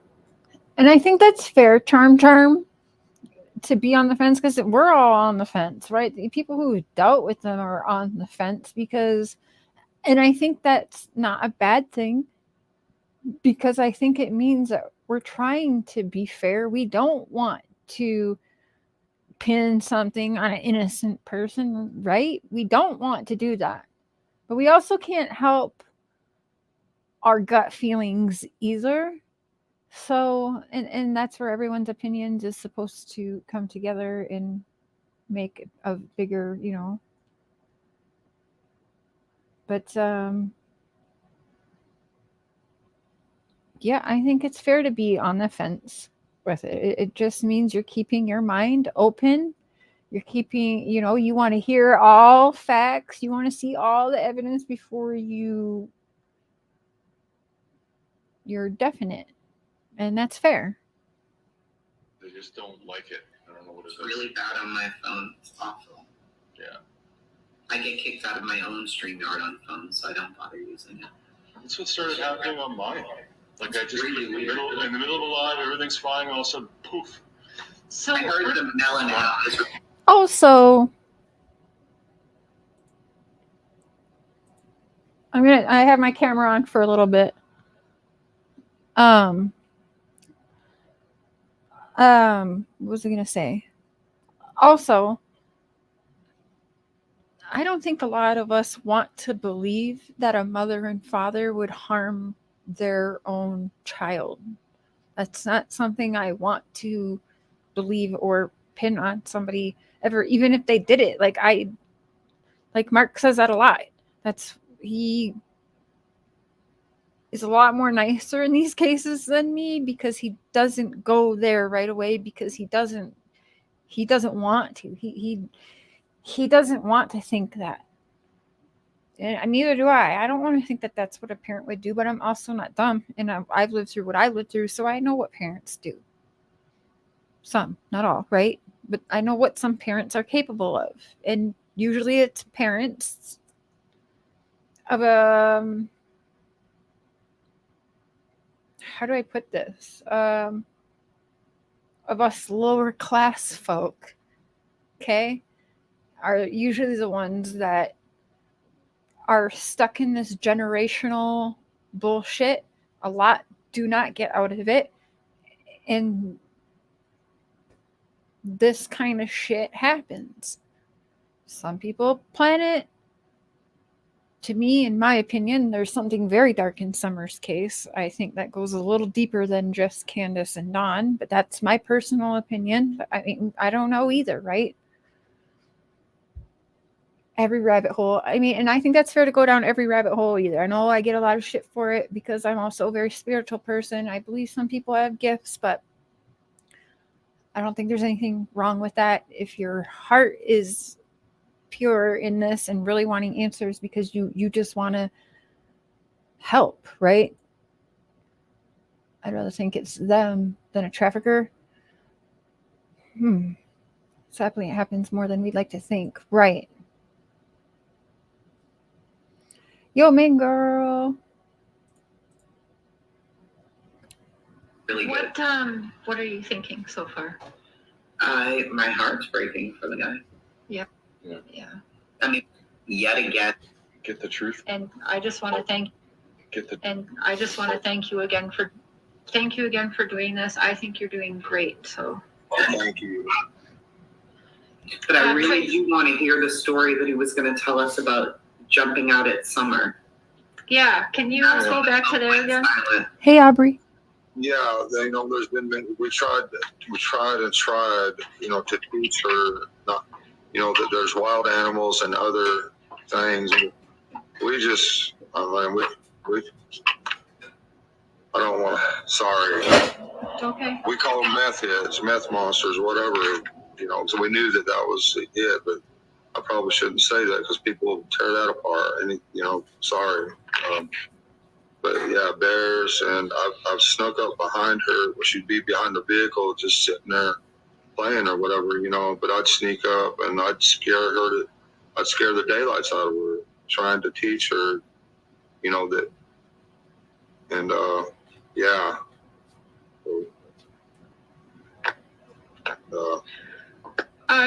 Don, what's your best memory thinking right now of you and Summer? Off the top of your head, the best memory you have of her? Well, just before this happened, she would always want me to hold her hand where she could twirl, and she'd sit there and twirl and twirl and twirl, and until my arm got tired. I'm like, man, Summer, come on, I'm getting tired. I've just been working all day, And one day she come running in. She was running, and she come running in, and I just put my hand on her back and on her chest, and I felt her heart beat. And I'm like, man, Summer, your heart's beating so fast, And she just always had that smile and just, oh my gosh. I was always at work, constantly working so that, they could have a life. We never got assistance, food stamps, or whatever, or anything. So I was always working, constantly.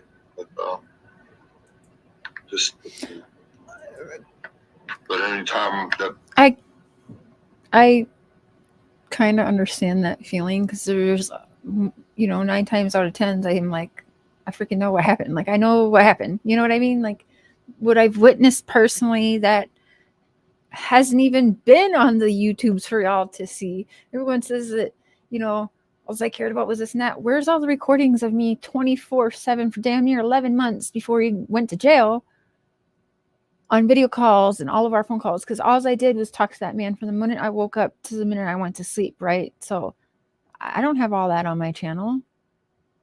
So I think that's so funny when people talk that shit about me. But yeah, I understand that feeling, cursed with curiosity. I do.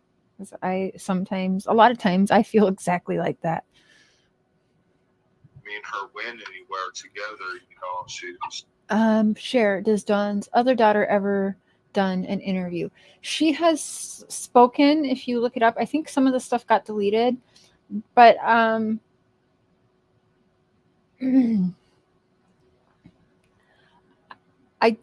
don't think I spoke to his other daughter, but I did speak to his other son, Donald Jr., twice. But yeah, I think she did make a couple social media posts and then delete them. But for the most part, no, I don't think she's interviewed with anybody. She was my pride and joy right there. Everybody, I miss her so much. Me too, just roll with it. I can't even imagine. No, me either. Do you regret working so much, Dawn? Do you think you missed it? I take my boys to work with me all the time and stuff. It's just that she wasn't quite old enough yet. It wasn't quite safe. Yeah, Chase, Mark and I were just talking about that over the weekend. That was really the only point. We have little arguments, what couple don't, but nothing really serious. But during that time, we had a rough time in our relationship. And yeah, you could see I wasn't really eating. I just I was also in depression of my own because it wasn't too long. I just up and left my life in Minnesota of 23 years, my children there, and came here. So I was excited to be with Mr. Scherer. But up until then, I had always been with my kids. And, it was just new. So I was going through that and then being sucked into this, which yes, I did it willingly, but it definitely, yeah, it took a toll. I mean, I was having constant nightmares when I was sleeping. I'd wake up just tired, but also sweating because I'd be running so much in my dreams and stuff, like, and always looking. So it was definitely, yeah, it was a rough time. And that's something I bring up when I'm like, look, look at me then with Dawn and Candus, but then you watch me, in Quentin Simon's case, you don't see that same energy being sucked from me and me basically feeling like I'm losing my soul. That's honestly how it feels. Even just listening back, it just is just blah, right? But what else can we do right now? Because Dad's being a mouthpiece again, making it all about him again. And I haven't really heard him much talk about Summer. Tim Mullen makes it all about Don and the boys again, not too much about Summer. Fucking weird. It'd be cool if you could try to reach out to her. I don't know if I did or I didn't, because I think she had been through a lot. But anyway, I had her phone number. I still have it, probably in text messages when I go back where he's like, here, call her. No, I think I did talk to both, and his son is the one who got back to me. And I don't push people. If they don't want to talk to me, I'm not going to annoy them to talk to me.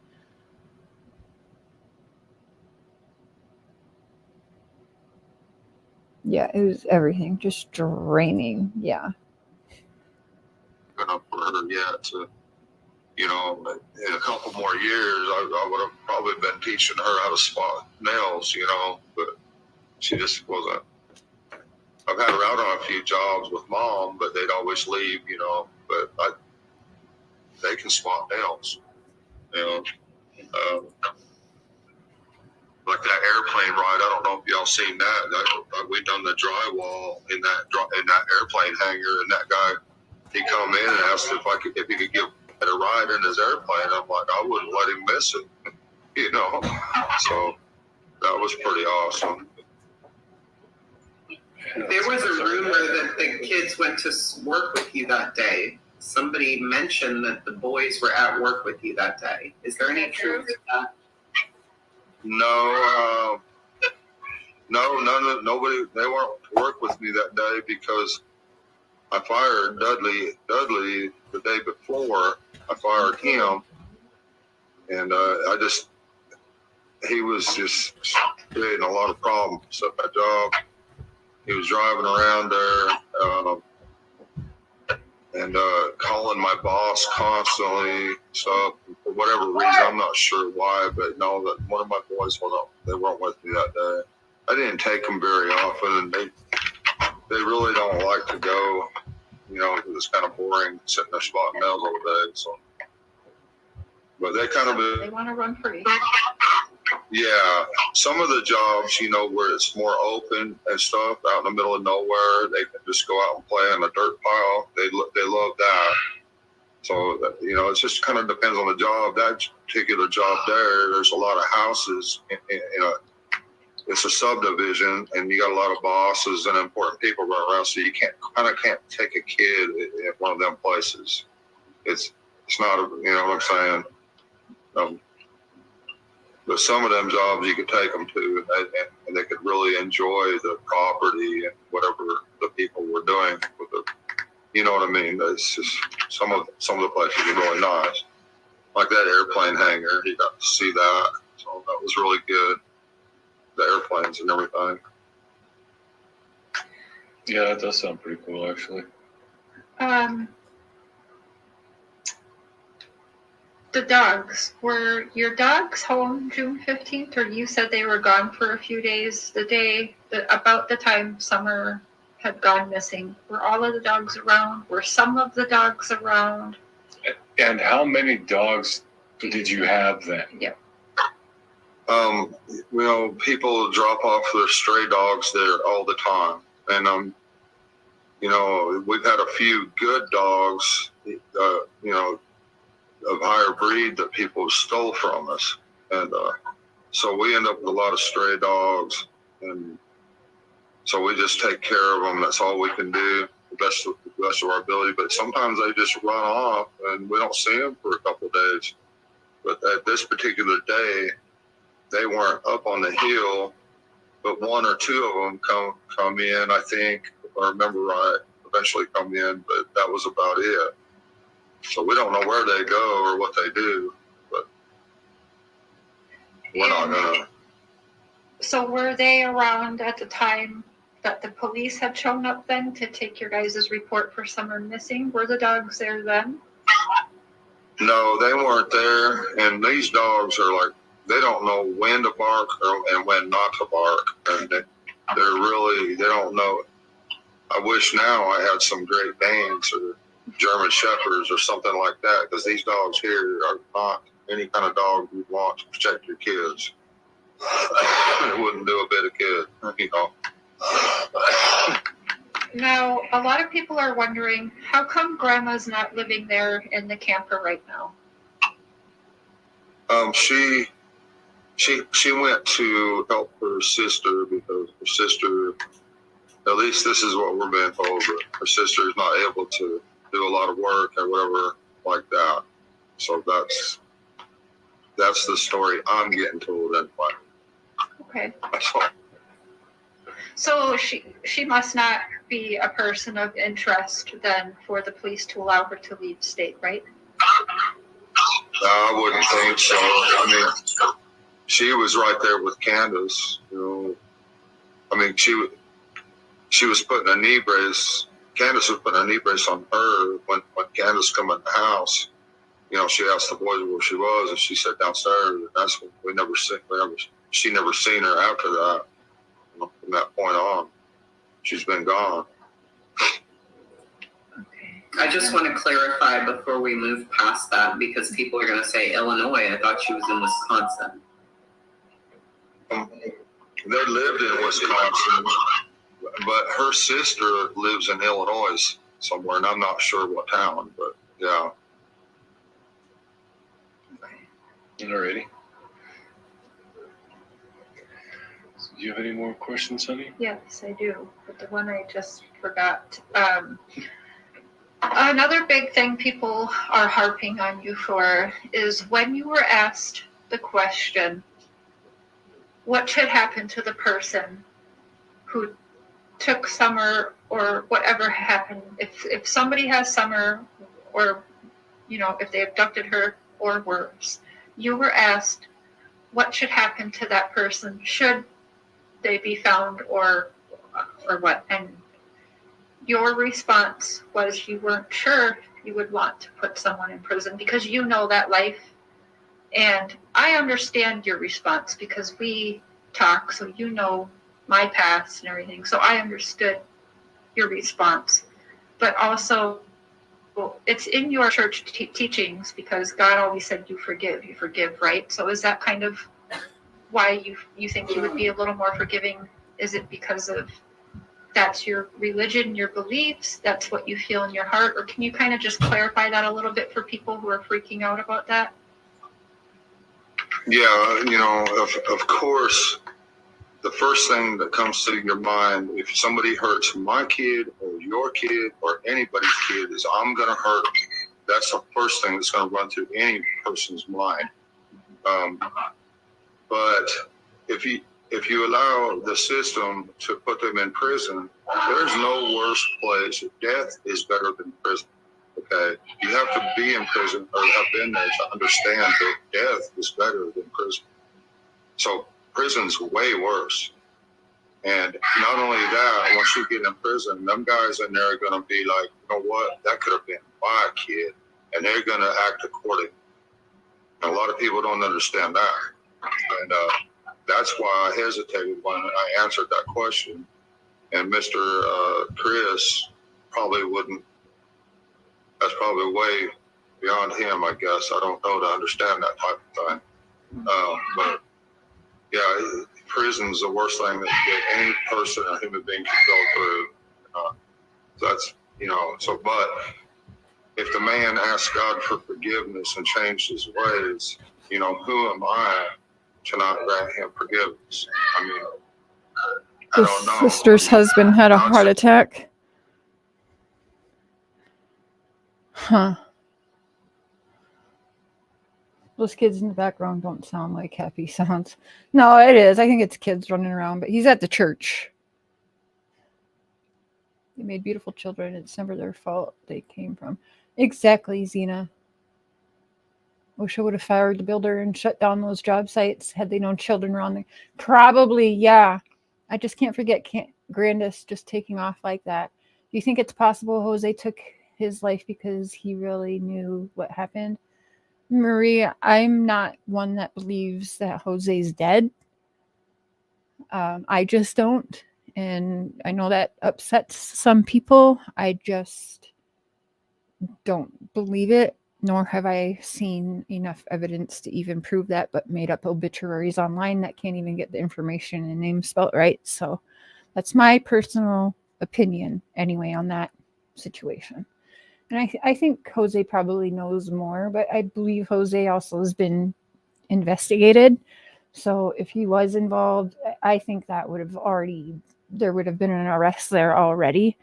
I think Jose told a lot of lies, but I also,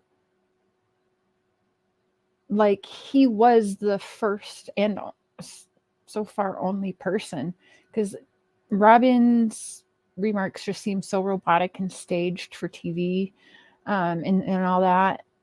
So the first person that really, and honestly in my eyes, that gave Summer some substance in all of this was Jose talking about her. So while I didn't think he was being completely honest and everything, I think that if he was ever involved, that the law ain't that dumb and would have, I think there would have been an arrest if he was involved as well. There's hope for all of us. So, I mean, I don't know that I could forgive him, but I know that God says we have to forgive everybody. We have to work on that, but it might take me the rest of my life. So yeah, thank you. Was that one that was it Jory? Yeah. That guy, a guy killed his girlfriend's child. Yep, and her, and then bailed. He ran away, and he was in hiding for like a year.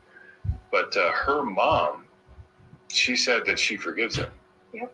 Or that she's at least working towards it. So for anybody to think that that's just an outrageous possibility and that means that you're guilty of something, I don't get it. I don't understand. But no, that's when people truly believe in God, and not the way that you do for show, when you actually literally believe in God and you want to follow his rules, forgiving people for whatever they do if they ask for forgiveness.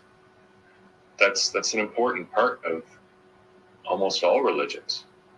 So yeah, I totally get that, because I believe in God myself. So Awesome. Well, that's great. That's great. That's what I wanted to ask you, Don, sorry. Were you aware when you called Chris for that recording, that famous recording the other day? Were you aware he was recording you and going to put that on his channel? Oh, you mean the phone call? No, we didn't really. He never asked me, but I assumed he was, because I'm not that naive. I'm pretty naive though, but I wasn't that naive to think that he wasn't recording that. But he didn't ask you permission. He never asked me permission. How about Jay for Justice? Were you aware she was going to do all of that and release that stuff and do that? No, I wasn't. No, she never asked me or asked for permission or anything. No. Wow. Yeah, that's really underhanded. Tracy, yeah, I don't know if you could hear at all, but yeah, he said Chris never asked permission. He already assumed he was being recorded for that call, but he was not asked if he could put that on his channel or even record his call. But Donald had assumed he was doing so, but it was not asked or given permission. Same with Jay for Justice. You didn't know you were being recorded with Jay? No. I thought it was just a regular conversation. But she never asked on that one. So because of that, I assumed that Chris was probably recording my call also. But I never asked. He never asked me, and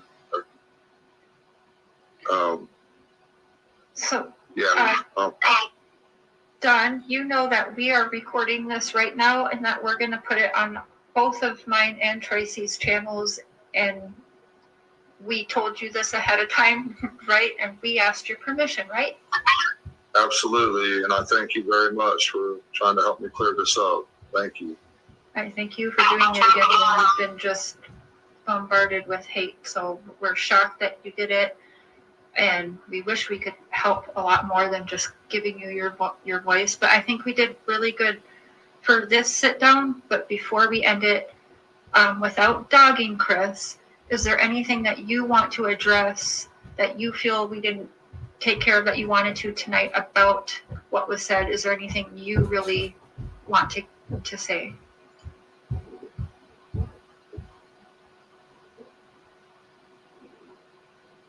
Uh-oh. We lost sound here. Oh no. I can't believe that they didn't tell him they were recording him. I'm shocked. That threw me. I'm really shocked. I didn't hear any of that. So when you said it like back, I said, wait, what? Are you sure? He had said that to me like yesterday or the day before, that, I didn't know that he was recording me. I just called him because he left me a message to call him back. Well, I caught that he called Chris. Mm-hmm. So I said, well, he called him, so he wasn't ducking the guy. Did he even know that was recorded? Ugh, that's very deceptive. I don't know. I don't like it when people are underhanded like that. Mm-mm. It's bad enough what he did, but it's just way too much. Yeah, that's our job. Isn't to add to it. Our job is to try to help if we can. And okay. That was interview number 1. I want to get through interviews and stuff before we start going through the multiple texting platforms that we were talking on, which y'all have never seen the entire conversation. Kept saying, I'm going to show all the entire conversation from start to finish. Showed little bits, but nothing. And people can't even say I did that. They can just go look back in my shit. That never happened yet. A lot of people won't like this, but I believe in the Old Testament. I am an eye for an eye person. Sure, you can forgive them afterwards, but there must be a balance. Right. So I became good friends with Angela, who is the mother who had her daughter and grandson murdered by Jory Worthern. And she did indeed face that man after he slaughtered her daughter and grandson. She faced him and she told him that she forgave him because she could not go on like with herself. She forgave him not for him, but she forgave him for her,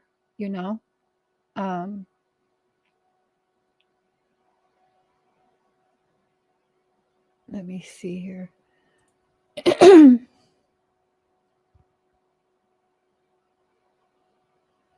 Yeah, killed his girlfriend, was on the run for a year, Alyssa Cannon.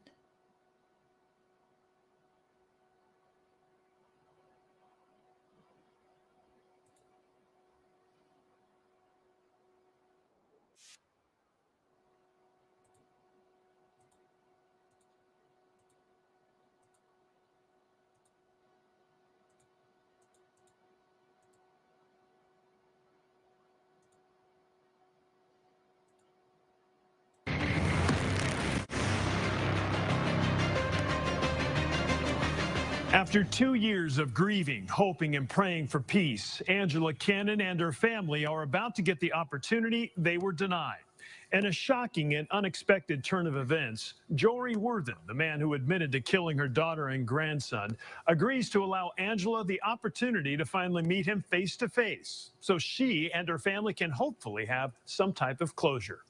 What you're about to see usually takes place in a courtroom, but in this case, it happened in the Washita County Jail under tight supervision. With his hands cuffed, ankles shackled, and surrounded by armed deputies. Are you ready to do this? Yeah. It's a real monster right here. Through his court proceedings, he couldn't even look at Angela.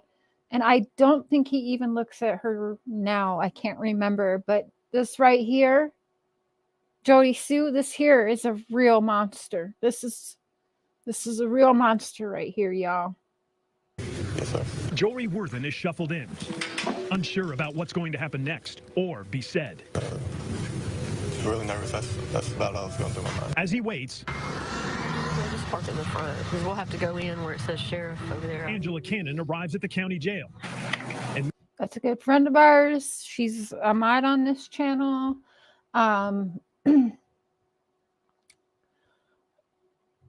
Yeah, I met some really good people in this case as well. Angela has been through it. This is where the first case where I actually also learned about more of like after the crime, like how Angela had to scrub her own daughter and grandson's body fluids up.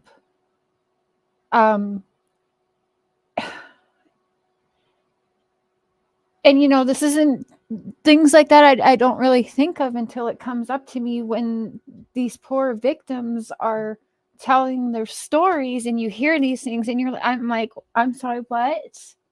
Wow. And not to mention, she goes and sits face to face with this man, knowing what he done. He went on the run for a year. You know what name he was caught using while on the run? He used the address name, the street name to which Alyssa and her son lived with Jory. Very same street he massacred them on. Yeah. Makes her way inside. Unaware of how she will react when she finally meets the man who killed her daughter and 4-year-old grandson for the very first time. I know this is extremely difficult. This is what you wished for. How are you holding up? I just, I've never been face to face with him, and I don't know how that's going to make me feel until I'm there, in there. What you're about to see and feel is a rare and raw moment that is rarely ever seen or allowed to take place. I'm thankful that Jory agreed to it. I didn't think that he would, agree to anything like this. I just hope that Miss Angela and Alyssa Burns' family get a little. Of course, he agreed to it. He wanted his ass on TV. I really, really believe that. But I'm glad he agreed to it. Even if that's what he wanted, I'm glad Angela got this. Closure out of this. And what's about to happen? No one could have predicted. June 25th, 2019 was the day my life changed forever. The impact that the words, "We found your daughter and grandson deceased in their home," had on not only my life, but 2 whole families' lives, has been so devastating. I have a hard time even putting it into words. And not a day goes by that I don't think about Alyssa and Braden. I wonder what they would be doing now and what Braden would look like and sound like now. Alyssa was so beautiful and had the biggest heart. She really, really was. Of anyone I know. She lit up any room she walked into. She touched so many lives with her kindness. And my little Braden. There was a lot of abuse. Jory started actually before her death. He wasn't just privately beating her up. The reason why they never met face to face before this is because Jory, very much a narcissistic abuser, quickly had Alyssa cutting ties with her family because Alyssa and Angela were besties until this man came into Alyssa's life. And Alyssa is no longer with us. Neither is her son. That was not Jory's son, by the way, not his son. But the abuse, he started taking it outside the home to where he actually, there was he whooped her butt in the middle of Walmart, and he was, I think, spoken to by security there, but they let him go. She got right in the car from that Walmart and left with him. So yeah. God, he was so smart and so bright and full of love and joy. I can only imagine the person he would have become. And it kills me every day to not know. I miss them both so much. 222, y'all. My best friend is gone. Alyssa was my best friend. She loved you with everything in her. And all she wanted was to help you and to have a loving home and family. And I hope you realize that you'll never have that love again forever. It's gone. It's gone. And my heart is forever broken. I will never be the same again. And I come here today hoping to get at least some peace and some type of closure. I also was hoping that this would finally help me with my healing process and give me the courage and strength I needed to say that I forgive you. Because that's what God says. We have to forgive. And the forgiveness is for me and my healing and my peace so that I can go on. Yes. I'm so sorry, and I know that I can't even begin to imagine what any of you are going through. Any of you. And I know it's caused so much pain, suffering. No tears though, bro, and that's where I end it because you ain't getting no extra camera time from my ass. No, sir.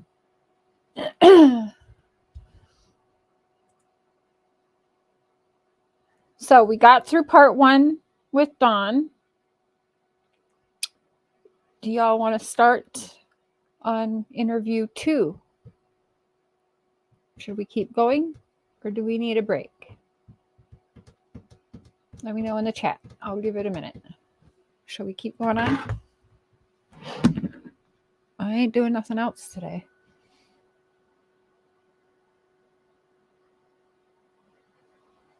Yeah, fuck it. We're going to keep going on. All right. We will go to interview 2.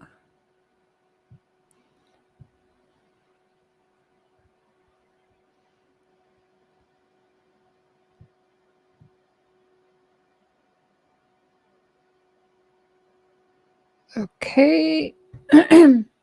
Keep going. Yes, keep going. Keep going. Okay. All right, here we go. We'll start with interview 2. Dawn Wells.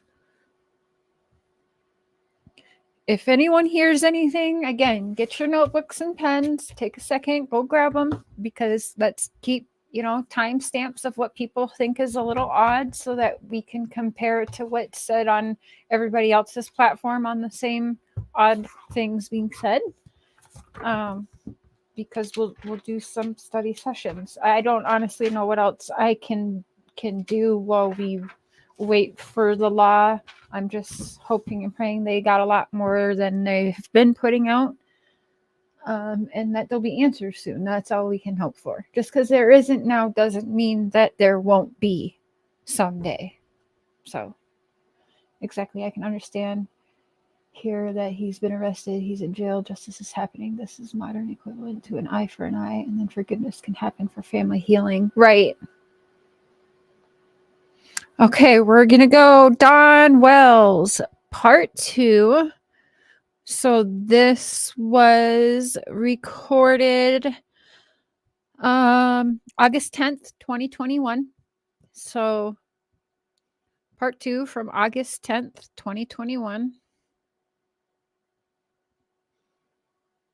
And I'm buffering. All right, hold up. Wait a minute.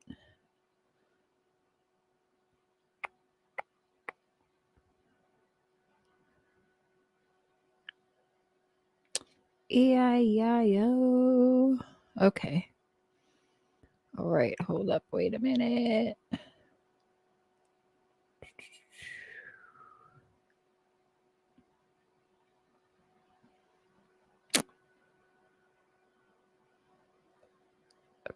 Okay, that's where he retraces the step. Okay, part 2. Here we go.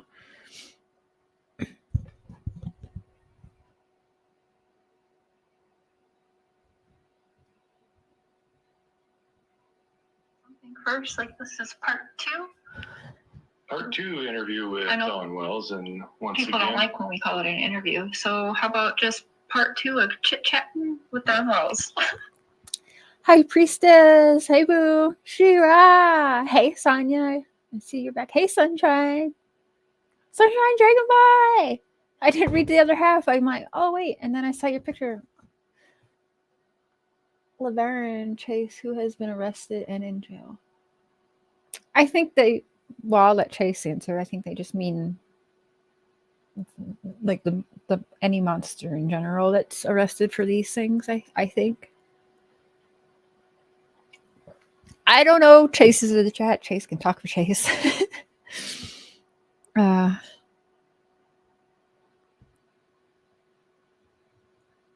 Okay. there you go.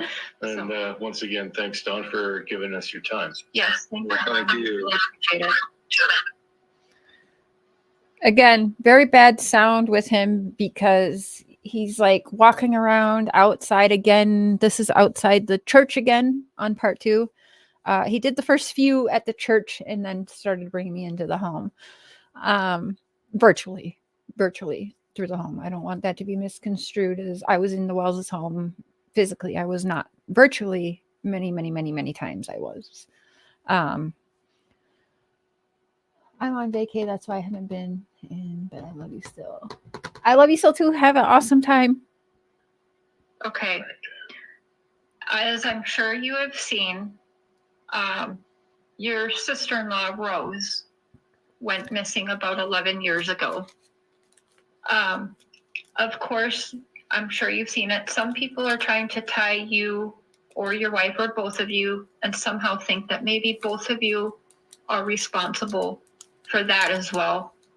I wanted to ask you, where were you and your wife around that time? Were you guys questioned in that at all? Or how did that kind of go? We were questioned. We was in Arkansas, and we just had, was just born. And so we was in Arkansas. I was working in Missouri at times, and Fayetteville, Arkansas, Bentonville, Arkansas, pretty much all over doing the same thing I do now, just doing construction. But yeah, she just disappeared. They found her car parked somewhere. She was supposed to go to a bar. They found her car parked at a gas station, and that's the last time anybody ever seen her. Okay. So you were in a complete different state than Rose at the time. Yeah. And your wife as well. Yeah, was busy. Was a newborn at that time. So yeah, we was pretty busy with that. So you can see where we edited out when he says one of the boys' names. Okay, and you both were questioning it, but I mean, obviously, if you're both in different states, clearly you weren't. Right. So, right, okay. Absolutely. Well, I will leave that at that. I think that's. I just want to ask, what was the three of yours relationship like? Like, did you know her? Because it was Candus's sister, right? Yes, Candus's half sister. Like, were you guys close at all? Was Candus close with her? Do you know? I know that her and Candus was close. It was her favorite, sister and everything. But I never met her before. So I didn't hear before that or I guess I didn't take notice, but she had the picture hanging up in the kitchen. How long was that picture there? I don't know. Was that also staged because they knew that there would be cameras coming into the house? So better have, like, or I don't know. But then wouldn't they have cleaned up their house maybe a little bit more too before that? Like, I really, so many things run through my mind. But yeah, I'm just so back and forth also because it's. Never met her or anything. So I wouldn't know, but I know she was really nice. So Candace's favorite sister goes missing, and Candace's daughter, her only daughter, like, well, she has an older daughter, you know, that was adopted out way back when, but her young kids living at the house with her, her only daughter, gone. Her only daughter with Dawn, gone. Her favorite sister that wanted custody of her boys back then, gone.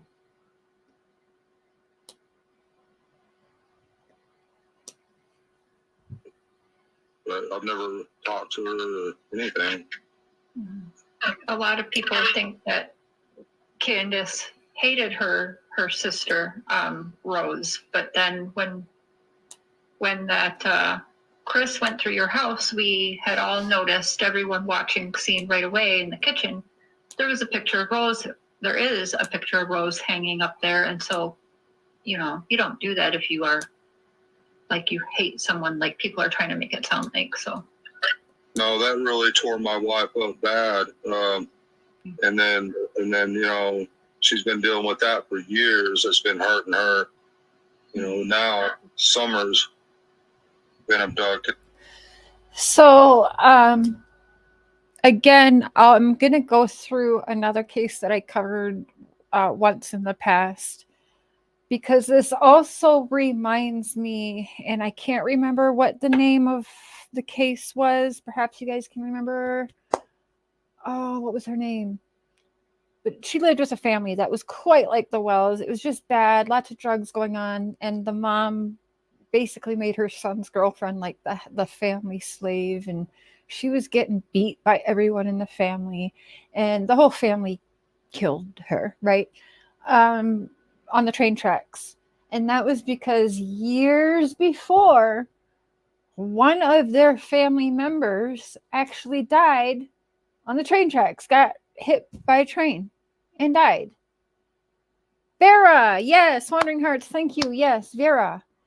And so then several years later, this poor girl that they all planned, and they took out and they all beat on, dies on the train tracks, almost identically how the family's prior family member did. So I see a lot of that in this too. Like, maybe they had absolutely nothing to do with Rose. Okay, maybe they had nothing to do with Rose, but perhaps we can't forget that Don's been to multiple prisons in multiple states, okay? So, yeah, I can't help but think that he learned to be a better criminal and talk to people and learn things. You know what I mean? So,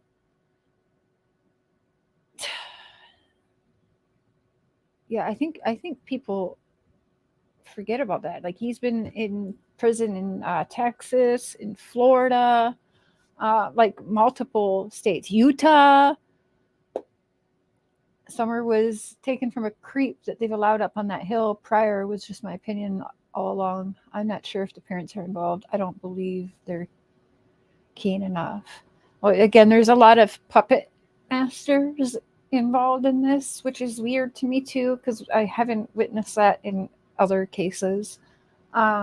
And I've been up close and personal with, you know, a high profile case from the 90s that was a oil tycoon situation.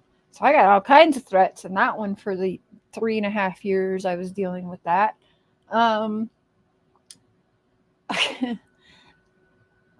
I didn't even witness it with that. Not the puppet masters. There was plenty of threats, but there was not all of this kind of shit going on. I honestly haven't. I didn't see that kind of crap really even in the Watts. I haven't seen it in Quentin Simon's case. Yeah.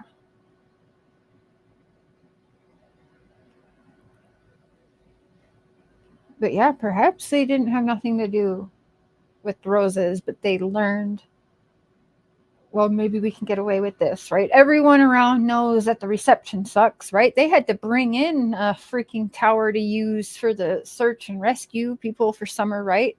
They know that they're in a shitty hollow with shitty neighbors and everyone's bad and all this shit, right? So, yeah, I mean, I think about that too. I think they knew that they could get away with this, and it'll just probably end up like how their sisters was. That's something I think about too.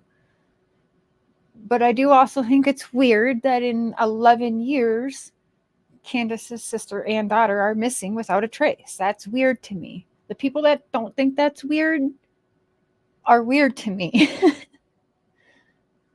And so it's been horrible for her. She's really dealing with a lot. I mean, we both are. Hey, Janelle. It's taken a toll.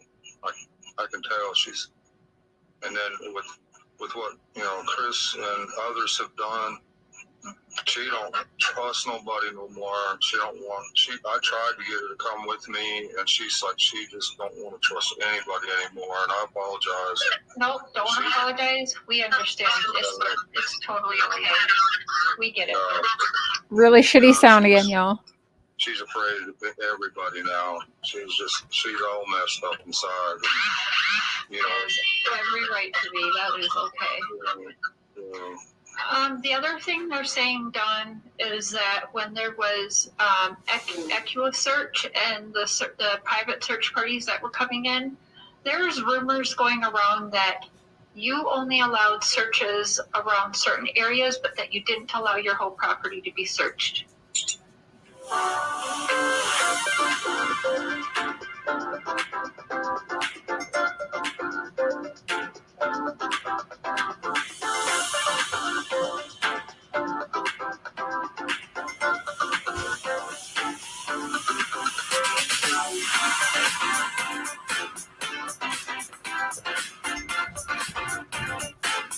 Searches around certain areas, but that you didn't allow your whole. Gotta pay myself. No, I'm just kidding.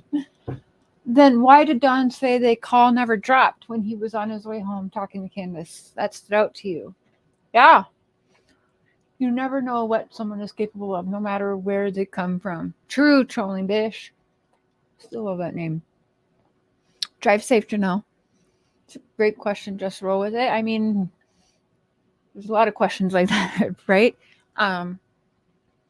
And again, maybe they think they've been smart for this long, but from what I'm seeing, they ain't that bright. So just because there's no charges yet, don't mean they're not coming. Property to be searched. Yeah, actually, I never. Rumors going around that you only allowed searches around certain areas, but that you didn't allow your whole property to be searched. Yeah, actually, I never got to meet Dave. I called him yesterday. I talked to him and tried to get him, TBI and their information, get them their phone numbers. So we're trying to get him back. Hi, butterfly kisses. I said some things about David Rader, and I was wrong. It was somebody else that was doing an interview with him, and I didn't know who Dave Rader was at the time. But it was that other guy, and I don't know his name, that was saying that when he seen my video, his hair just stood up on the back of his arm. I agree, Zena. Or whatever. And he just knew I was guilty. I thought it was Dave Rader. And so I had to apologize to Dave Rader for that. Because I didn't know which one was which at that time. But yeah, I've been in contact with Dave Rader. We're trying to get him back now. See if they can help us search, around our hills and everything with the new evidence that we've got. and stuff that I think that you've got now. Yep. So we're trying to get him back.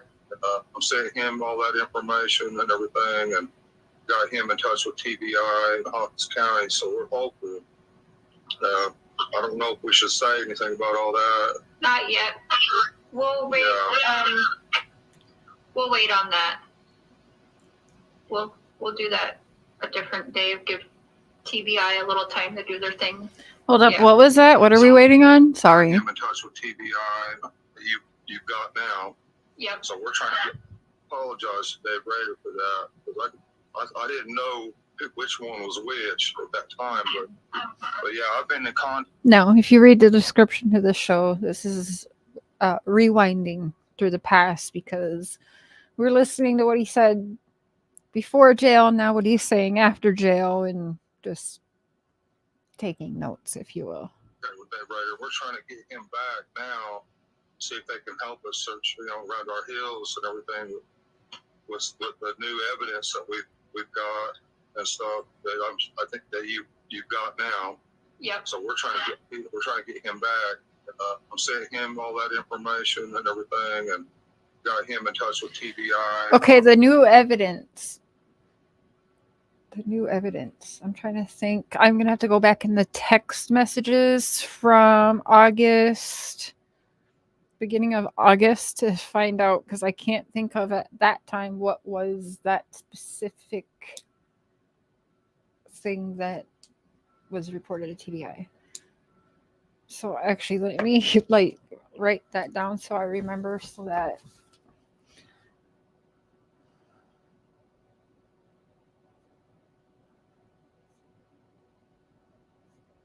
new evidence. August 10th. Okay, so unless you all know what that was at that time, I can't recall, because again, that was from the beginning of August 2021. So I have to go back through messages and see exactly what were we talking about at that time, and then I will. At this point, I think I can tell you what that was, and I'm sure I probably did in the future. I just don't remember right now. Dawn recently said TBI has searched their house 11 times. I took it as, don't look over here, it's already been searched. Yeah, so he wouldn't let them search. That's the vibes I got. But maybe Dawn will ask or get in touch with Dave Radar again. Maybe this spring, summer, they can go back out there and do another search around the entire property with Dawn there or something. I don't know. I mean, Dawn's got the power and the connections to get almost anyone he wants there. So I'd like to see him use that, but we're not, right? Instead, it's, oh, I sure feel bad for those searchers with blisters on their feet and limping. Like, you all know that rubbed me the complete wrong way from day one. I did not like that he said that. That gave me a very creepy vibe when he said that, because honestly, it was like almost, I mean, okay, this is true crime, right? So I'm not the only weirdo here that has studied and all of, like, famous serial killers and all of these monsters on, these cases that we watch, right? True crime. They tend to say very fucked up shit like that it's something you don't really think anything of. Some people do that look a little bit beyond, right? They're like, that's fucking weird, and it'll give people the creeps. And other people are just like, no, that's nothing. And that right there, where he pointed out that about the searchers, that just made me go, ew. That I did not like that one bit. I can't really explain why, because maybe he really did feel bad. Maybe that's how he really felt, but that just in my heart, that just gives me very creepy feeling that he said that.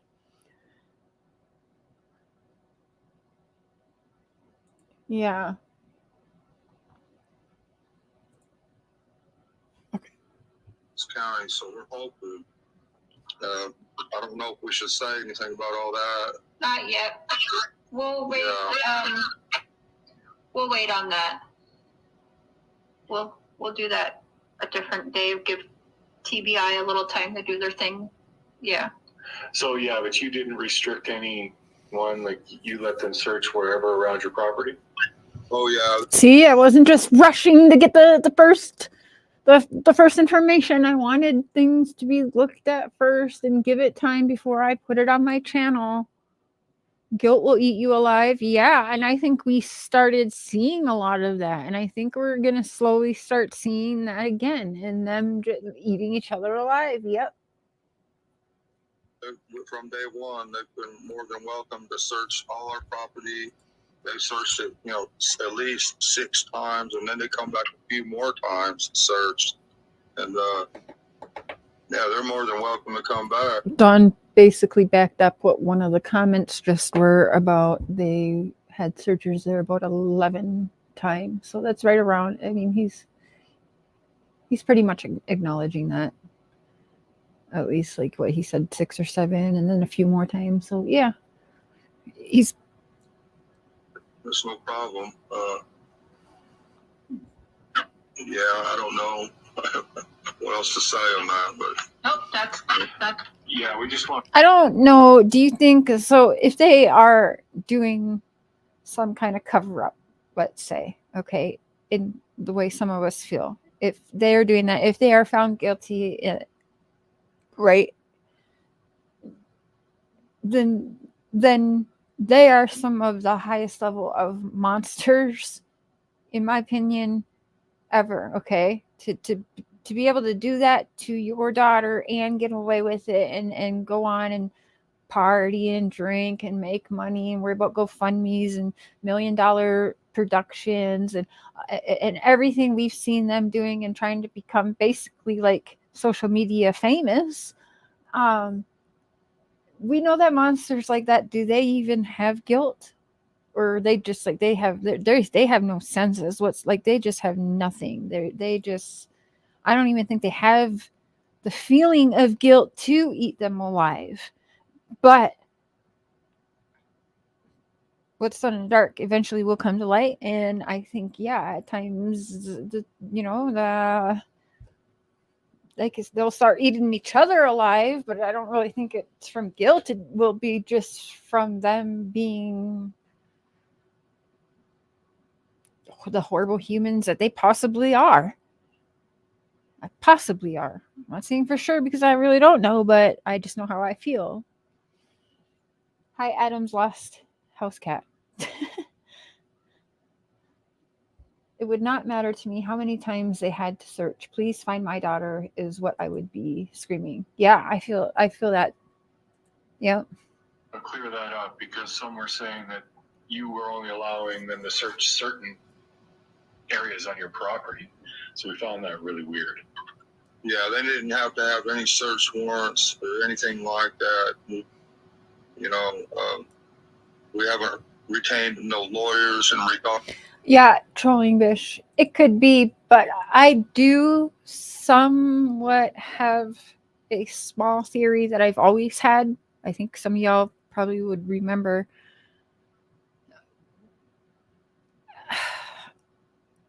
Y'all know how I feel about the Seventh-day Adventists. The 7 alibis, 7. 7 is a big number in this case with Summer. And so I kind of wonder is it when Summer's turned 7, is she found? And it's a miracle of the Seventh-day Adventist because some church member is going to find her. But now at that point, this would be too obvious, right? But whatever. But, always something I had in my head. But would she be found at 7? Or would it be 7 years of her missing and then she come back and it's a miracle? But you guys know me with my conspiracy theory side, and that's all that is. Okay, that's just my conspiracy mind at play, I will say. Okay. Yeah. You don't think he did anything? 7 will be somewhere in 7 in 4 days. To Summer's disappearance or anything like that. We don't have anything to hide. Nope. they're welcome. Chris, on the other hand, is not welcome because he turned it a nightmare, you know. Made us look bad in every way. But I'm not trying to attack him or anything, but I'm just trying to defend myself, the things he's trying to say. Yeah, understandably. Yeah. Okay, now some people are pointing out that they notice on June 15th that I agree, Zen. your daughter Summer has had candy, orange soda pop, a slushie at Sonic, but people are... Yeah, this case definitely gets my conspiracy mind at play. And when people give me shit for that, I'm like, but shit, Don has discussed with me how he feels like he's in a, like there's a conspiracy going on. So then it makes it harder for my conspiracy brain to not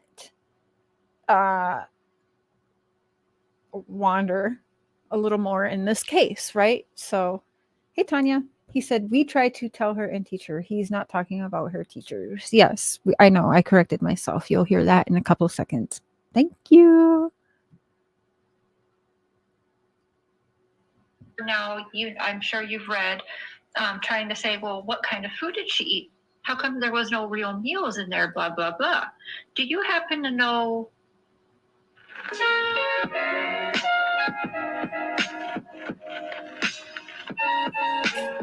There was no real meals in there, blah, blah, blah. Do you happen to know what she all ate maybe on June 15th? Did they go out right, and eat anywhere, have a big breakfast at home before they went somewhere, or how that went at all? I really don't have any idea on that, but usually her biggest thing that she likes is French fries. She's always wanting to stop and get a French fry and a soda. And, you know, every day before I left for work, she says, Dad, will you bring me candy? Or she'd give me a list. And so every day when I come home, she'd come running down the hill at the truck and meet me and open my door and just say, Daddy, did she bring me candy? And I says, yeah, Summer, you know I did. But I don't, there's a couple times I'd forget, I'd be tired or whatever. And she'd say, that's okay. You know, miss her so much. I can't even imagine, man. I just... That just made me think of Leland always asking me, do we get candy? Did you get my gum? Did you get my Tic Tacs? Right there, I actually was crying because I felt in that moment, at that time, that he was being genuine right there. Right now, watching it back, I still kind of feel that is genuine right there. Because if you go back and you watch the interview with Don Wells part 2 from 1 year ago, dated August 10th, 2021, he does kind of pause. He does look teary-eyed, no tears, but he looks a little flushed. So I think that was a real moment. But just even if that is a real moment doesn't mean that they aren't involved either, right? So I had to buy candy. My opinion. At all since she's been gone. So I would have to buy it every time I think Tanya is a little bit behind, but if you hear this and catch up, Tanya, in their first public interview, Candus said no one would have treated her like that if I was there. Has anyone asked Don what she meant by that? Yes, absolutely. Several times that's absolutely been asked. I don't recall what the actual answer was at this time, but as we dig through, we'll see it. But yeah, I for sure asked that because that's a huge thing that stands out, right? Stop at the gas station. Anything. You know, I think about it. When I pull in the driveway, the other day, Candus come pulling in the driveway. I run out to the truck to get Summer, and forgot for a minute that she wasn't with us any longer. So that was really depressing, Yeah, that part still chokes me up actually, and I feel like it. Yeah, this specific spot here, I feel that he's being genuine, but I just don't know for sure. But that's how I feel even now. I felt that then, and I feel that now watching back at this specific part. Right, I have to be fair as well. In the first, okay.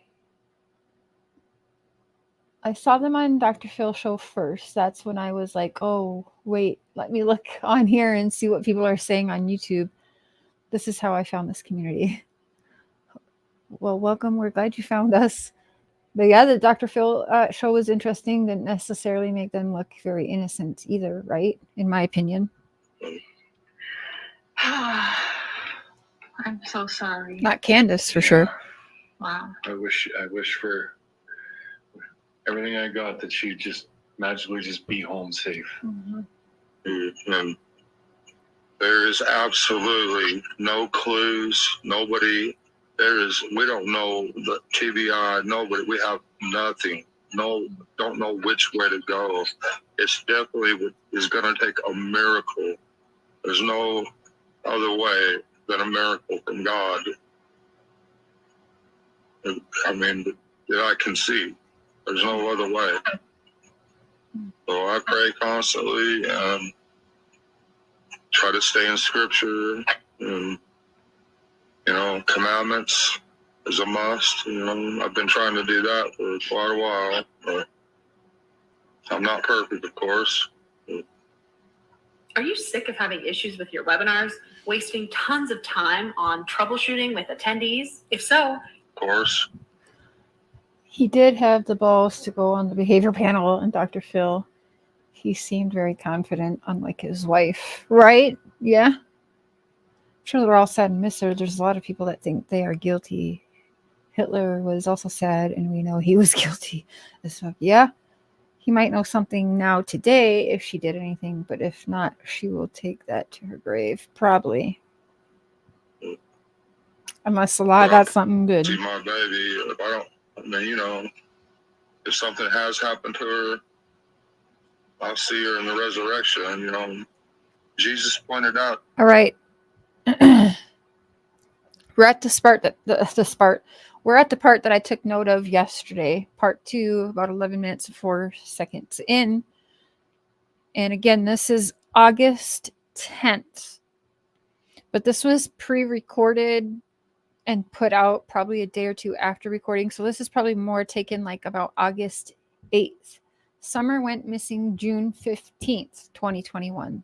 This is from about August, between the 8th and the 10th, 2021. So several weeks after his daughter goes missing. But this is just several weeks. Like even before this interview, he was within days talking about her in the resurrection and passing away, which that is wild to me.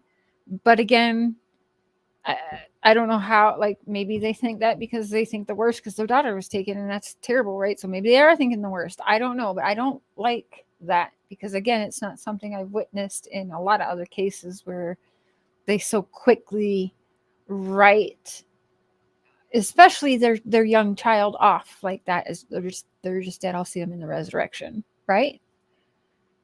Even for y'all in all the true crime cases you've witnessed or seen online or on TV, have you seen that?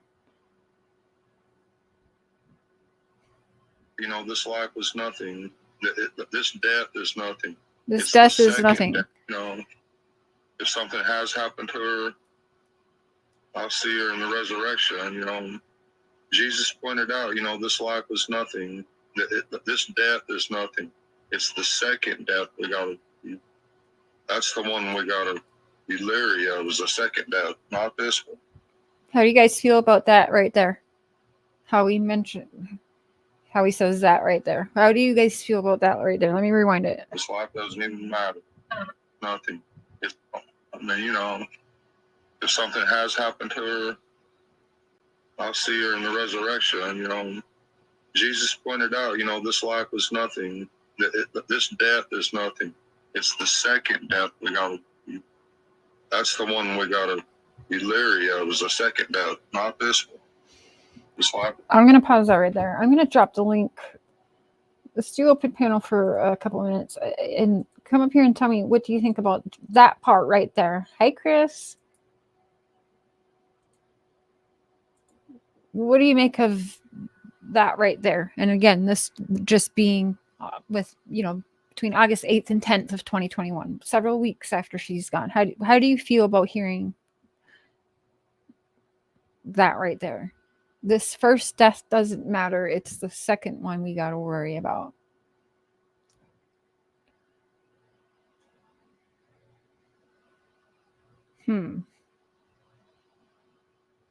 Dawn said last night Andy was driving a silver truck with big tires June 15th. Okay, and it's a red truck that's been reported.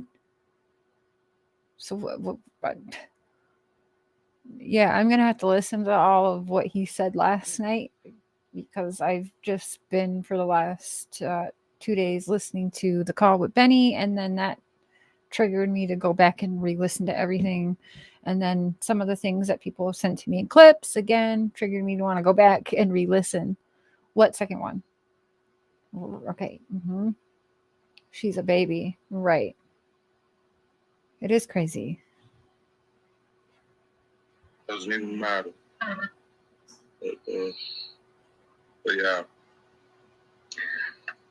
I hate to have to keep asking you these questions now.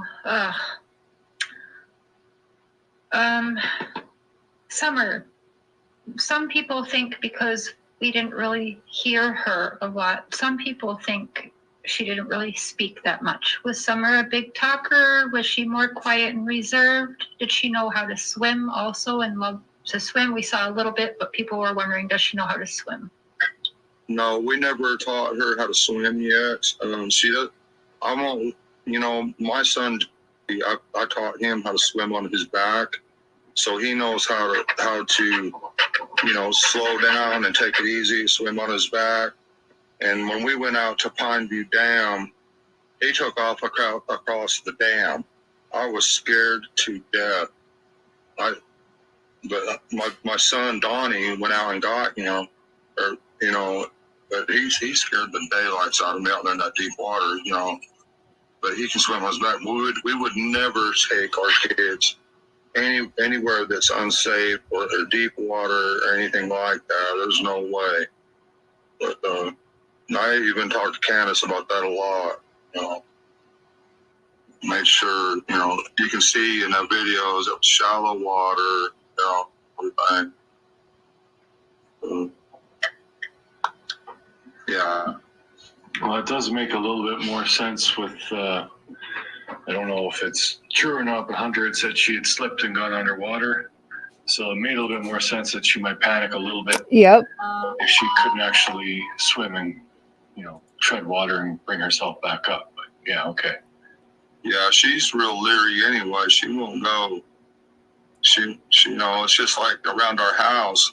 The only time, the boys went down to the creek that time. Right, Rosie? She would only go about halfway. She wouldn't even go all the way down there with them. And we taught them to go in pairs, at least in pairs, if not all together, not ever by themselves. And that's normal. I've taught the kids the same thing in the woods there in Minnesota, and that's normal. I think any country folk will understand that, Don. Yeah. And every one of them's got a knife, just in case,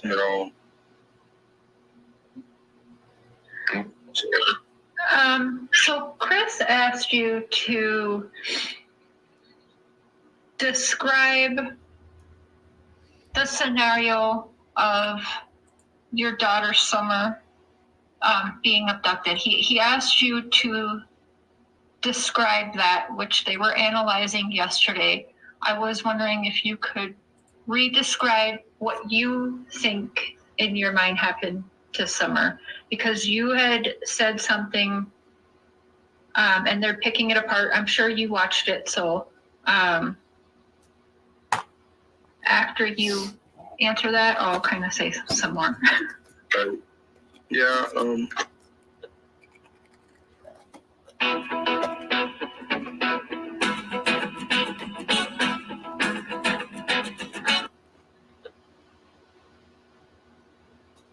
Okay, sorry.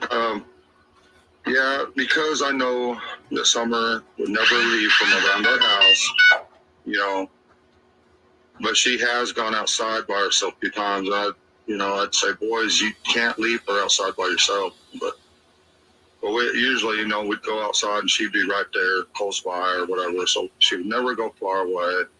And I knew that. We've been trying to teach her you can't, wild animals, everything else. I've seen a bobcat before. I've seen some wild dogs in the area. I've seen them run off across the roads on my way to work with chickens and stuff, And so we tried to teach her the best we could. And so when on my way home, Candus couldn't find her, for 30 minutes after calling 911. It took me probably 30 minutes to get home. So I knew they were searching around the top of the house. So I drove immediately down to the bottom of the property, figuring they probably hadn't looked down there yet. That's the first place I went, all the way down to the creek. And when I seen my boys down by the creek, all three of them together, and then I seen my neighbor coming around the other side of our hill to my left, I knew at that point that Summer had been abducted, or Summer was not around, because she would never leave from around the house. Right, Rosie. So I turned the car around and drove.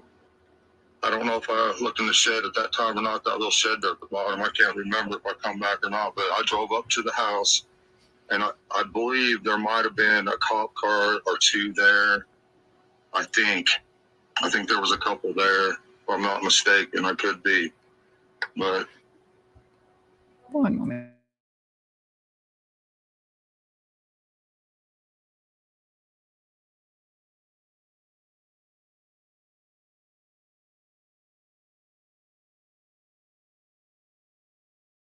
Sorry. Okay. That's when everything started. Time either started slowing down or speeding up or whatever. I don't know, but I just knew in my heart that she wasn't nowhere around. I knew somebody had grabbed her. You said, I don't know. I think somebody grabbed her and probably threw her in her car. Now they're trying to say you let slip her so that the abductor is possibly a female, or possibly maybe your wife took her somewhere. Now I explain it away. You're always talking about Summer. That's a her. You have her. I don't know what I was doing right here. Brain, so you just said her. I don't know. What do you have to say about that? Yeah, I don't. I really don't know. I haven't been able to think right since this stuff's happened. Yeah. I still ain't right at all. The only reason I go to work, because I've been doing it for so long. I can't even work. I've been to work the past 3 days. And I haven't got one thing. So yeah, there's a couple things I'm trying to find. I don't remember where he said that, but he absolutely said he thinks she grabbed Summer, threw her in her, I don't know if she said car, or if he said car or truck, real quick, and drove off real quick. So he did, and I think on several occasions he has mentioned the abductor being a female. So I don't know, but it could be nothing also, right? In my life, I have learned when someone answers with a ton of useless detail, it is a sign of deception. Yeah. No. Yeah. I'm sorry. It's not you all. It's not you. Still didn't answer the question, right? Everything. It's not just you. We want to try to find our daughter and share information with everybody that we trust anyway. And and then Candus, she's pretty tore up. I've never seen her like this. So trying to keep her.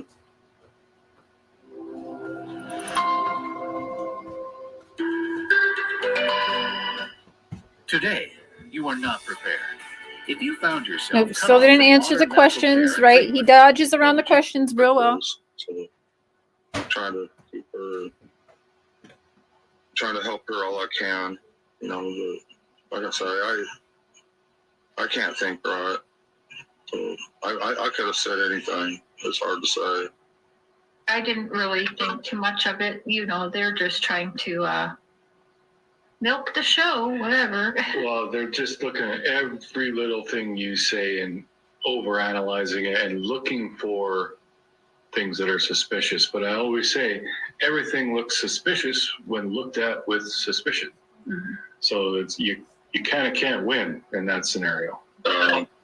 That's the thing with the statement I made with Chris is I was, you know, being absolutely truthful, and they can't see the truth. You know, they can't see that I'm just being the plain truth. I don't understand that. Way over analytical and everything. Mm-hmm. Yeah. The other thing too is they're tripping up on the dogs. You're saying you're at work. Candus was gone most of the morning and afternoon to the lake and hospital with grandma. They're wondering, how did you know that that most of the dogs weren't around all day then, if nobody was home? Well, I don't know if they were there all day or not because I wasn't there. That's impossible. But I just noticed that they weren't around at the time when I got there. Yeah. I think one or two filtered in, but for the most part they weren't there. And then the next day they were all there because when they brought the dogs in, and they say everybody was taking pictures and everything, we had to take them all and put them in the back of our Suburban so the cadaver dog or whatever the bloodhound could do its work. So we had to catch them all. Yeah, keep them locked up. So I actually didn't even get to tell you this yet, but I had somebody email me this afternoon, and her best friend is a home health nurse for one of your neighbors. And she sent me an email and said, absolutely, your dogs are always found. In fact, her exact words were, they go to... I actually believe that this was from like Jody Sue or something now that emailed me that. But yeah, anyway. But I don't know. It could have been not really a home health nurse, but her house, and they pee on her car, on the tires of her car all the time. And that, yeah, your dogs are known to be in packs running all down the road and at other people's houses, and they do wander off quite a bit. So yeah, and these are stray dogs. I mean, we don't claim them as our home because they're all our strays that we just take care of. You know, so we're definitely not going to be claiming them and be liable for them, if you will, because he just said why he doesn't claim the dogs is because he doesn't want to be held reliable for them, like legally, right? With the animal shelters and stuff, for I don't know, like dogs being shot or hit on the road or whatever, not fed, whatever, right? They didn't want to be liable for that kind of purposes. So, I mean, we all knew that was kind of bullshit anyway, right? I mean, there's dogs that people drop off. I don't know. I'm not going to shoot them, so. Yeah, that wouldn't be good. You want to say hi, dude? Yeah. I just know you tried to call us, so I was going to connect with Okay, thank you. Yes, sir. Thank you.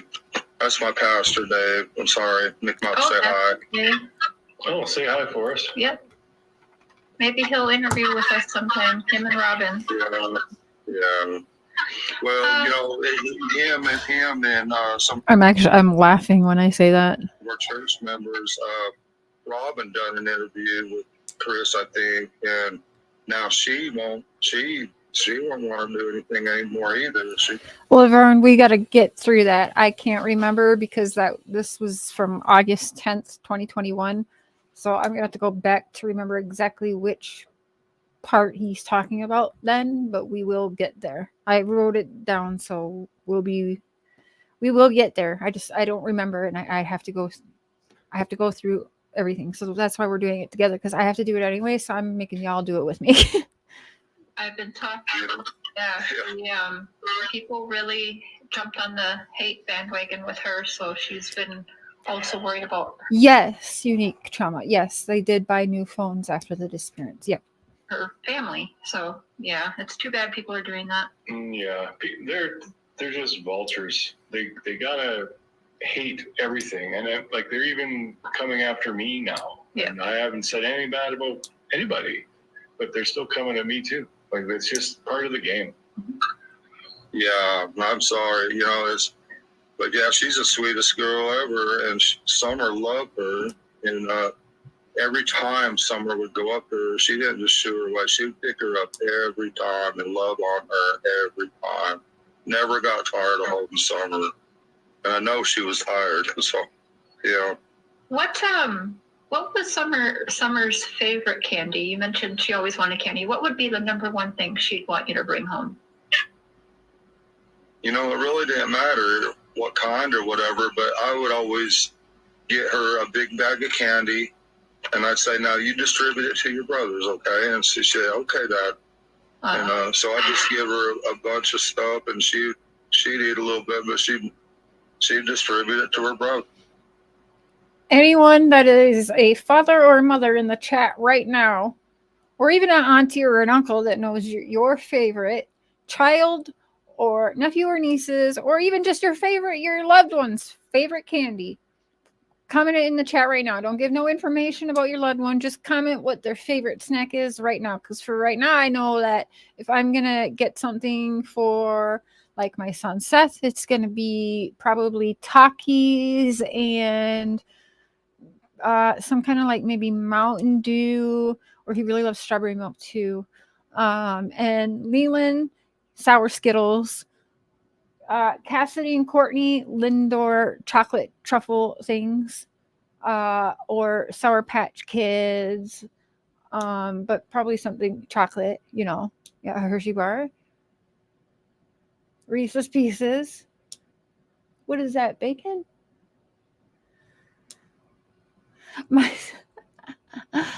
Are you listening to me, Leland? Or no, okay. He just texted at the perfect time. I sent him a funny video. All right. Peanut M&Ms for your son. Sushi. Yeah, you know, but so that kind of rubbed me wrong that he couldn't just think of something off the top of his head, because I think most of us could.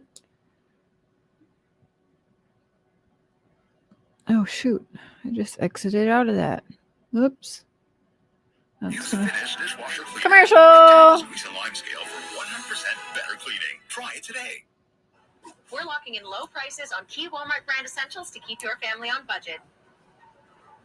But she'd distribute it to her brothers, you know. And Was she a fan of sour? Did she like sour candy? I don't think so, but I really don't know. I bought her Tic Tacs, just a bunch of different stuff. I can't remember what they're called, everything that's called, but just all kind of stuff. I miss her so much. See, he's like, let me just get off of this topic. I can't imagine. Do you know the swimsuit from June 15th? Was she wearing a swimsuit? Where did she put her swimsuit on? At home with your wife? Right, according to Grandma, peppermint candy was Summer's favorite. Yep, that's what Grandma has said. Peanut butter M&Ms, Reese's Pieces cups, cappuccino ice cream. Ooh, that sounds bomb. My son likes Summer. Really doesn't matter about candy, but the chips are definitely Takis. Yeah. At Hunter's house, do you know anything about that? I think Candus would always bring an extra set of clothes. Oh, see, I love peppermint candies even as a little girl, but not just any peppermint candies. They have to be the peppermint poofs. You know, the ones that like melt in your mouth. those big peppermint candies. And then also the dinner mint and butter mints that also like melt as soon as they touch your tongue. Those, like, I love those. I think she would, if I remember right, because, I didn't get to go a whole lot. I'm always at work, but every once in a while I'd meet them up there. Not sure, Unique, about the text. I don't remember that. I'm not sure if they ever got rid of them completely or just added another line, because either way, they always had multiple lines even after that. So if they did get rid of their other ones, which they probably did, they still had multiple lines after that. I believe she would have her swimsuit on, and then once she got out of the water, she would have a set of clothes so she could put dry clothes on her. And I believe that's how it worked, but I'm not exactly sure. Do you know where the swimsuit is now? Is it still at home? You guys have it at home? I have no idea, and I wouldn't doubt it if TBI has it, because they come in and the forensics, they took a lot of clothes. They took all kinds of stuff out of there. Our TVs, we had a Canon camera. Okay, listen to this. I'm rewinding it 10 seconds, but listen. That's gone. And, they took all kinds of stuff out of there. Our TVs, we had a Canon camera. That's gone. And we had a lot of pictures on that. And so we don't know if we're going to get any of that back. I'm thinking that, somebody else took it, not the FBI, but somebody else. And I'm thinking, I'll be right back. Someone's coming to the door.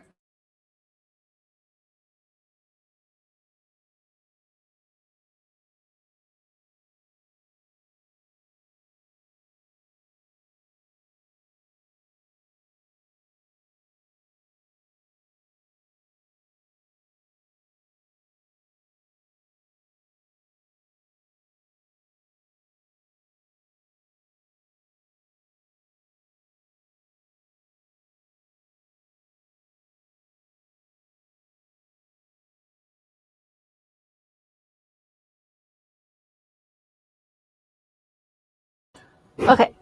Sorry about that. The guy who used to work here or live here still gets some mail, so he comes by once in a while to pick it up. I think Jody C. Brown has that camera using to blackmail. Interesting SD cards. Think about it. So my mind goes directly to Tim Mullen after what happened with the whole phone situation when Don went to jail. But, interesting. That could have, the pictures, maybe to blackmail Don with, even. Not sure. Or both of them, possibly.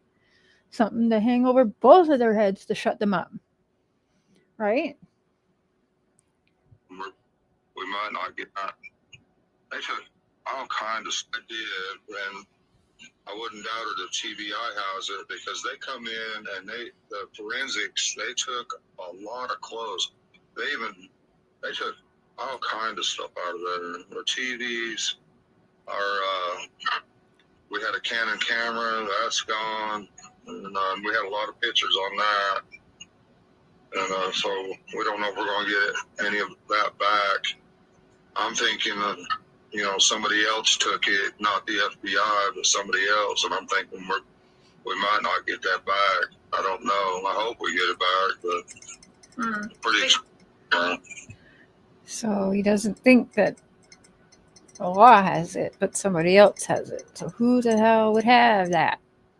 Who has the camera that Don doesn't believe TBI or law enforcement ever had? Who's got it? Tim Mullen, the Sandman?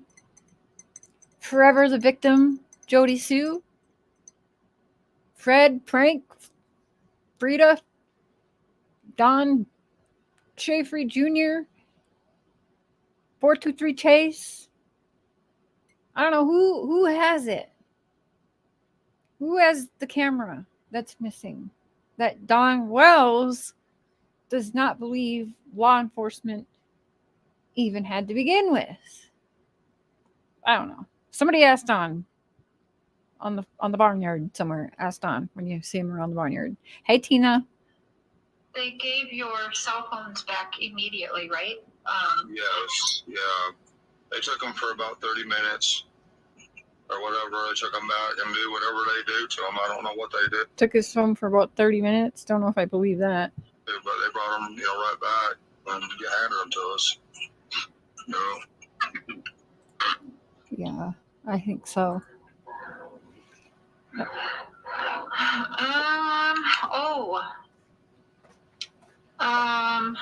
The red truck. So on part 1, when we sat down with you, I don't know if maybe we got days mixed up, but you had on June 15th, the same day Summer went missing, the morning, like before you left for work, the police were there. Is this the same red truck? Is there 2 red trucks? Okay, hold up, wait a minute. Hold up, because here we go.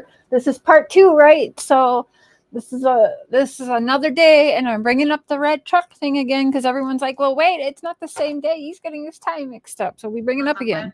Let's see what he says now. The morning, like before you, on part 1, when we sat down with you. One more second.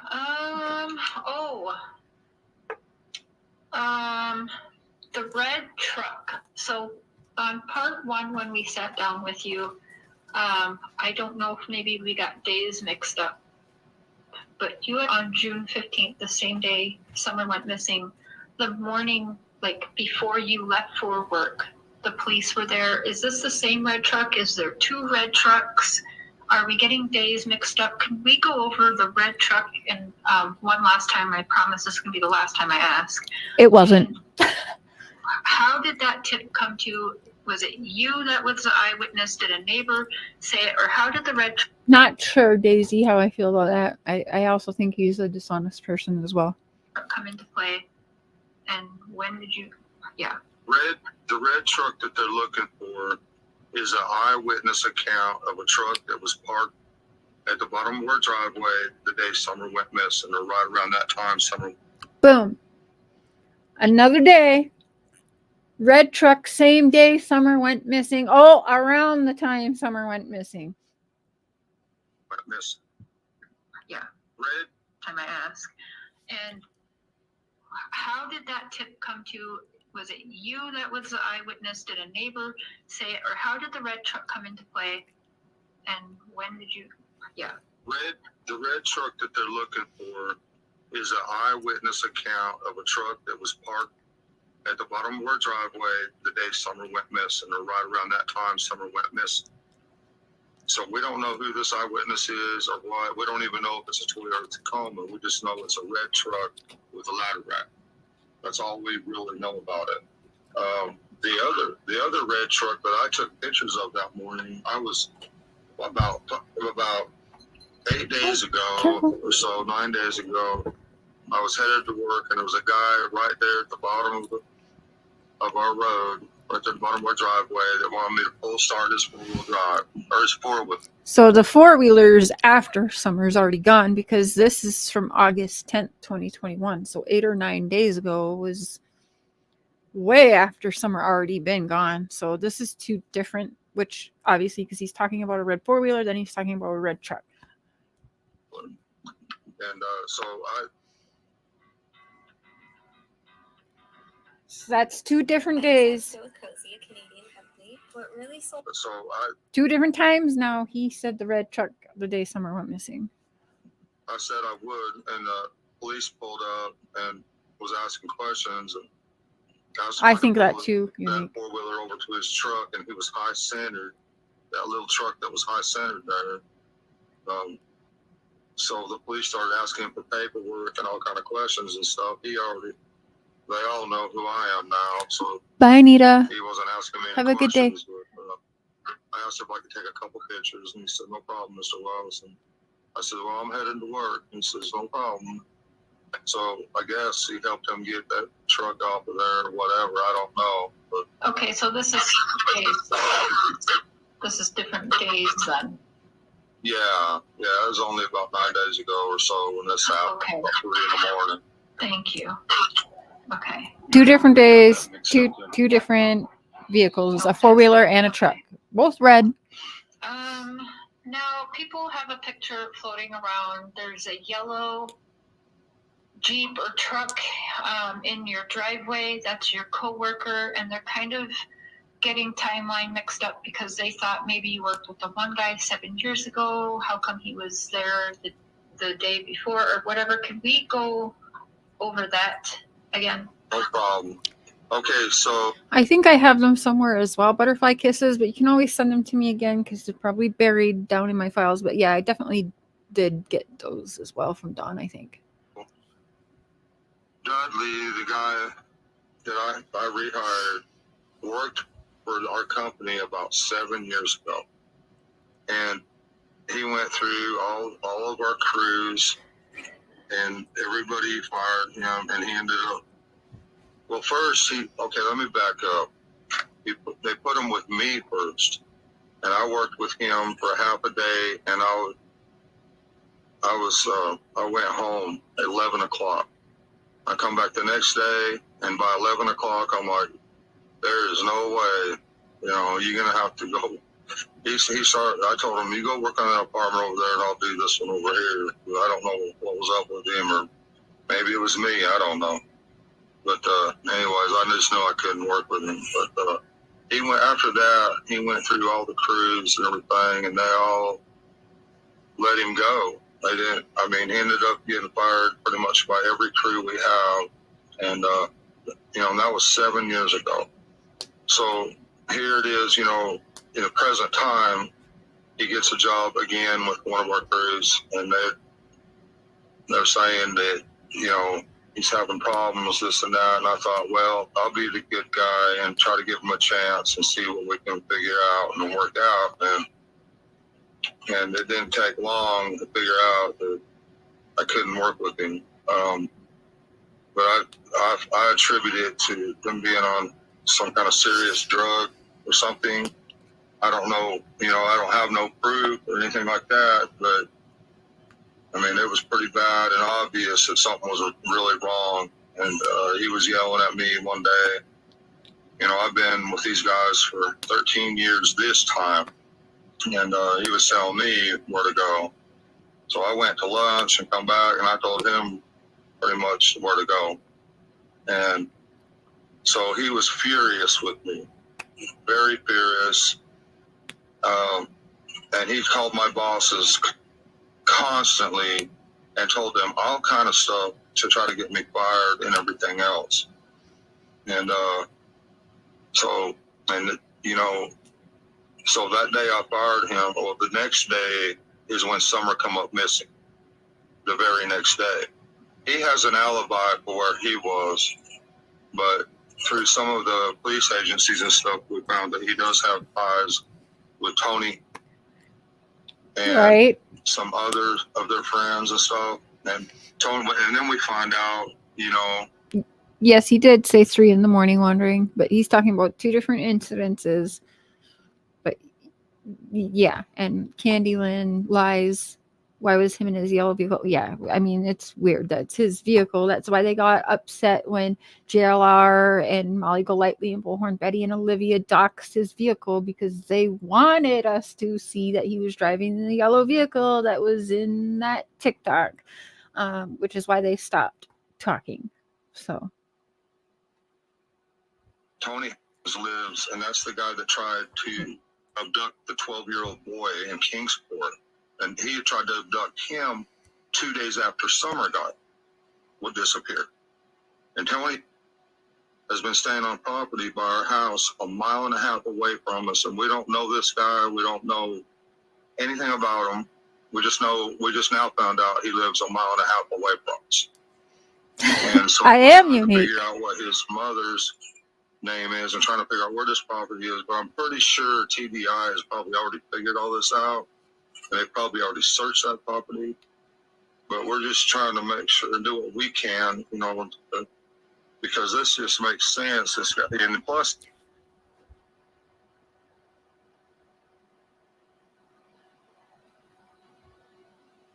welcome to the Crates Train, Pretty and Petty. Choo choo!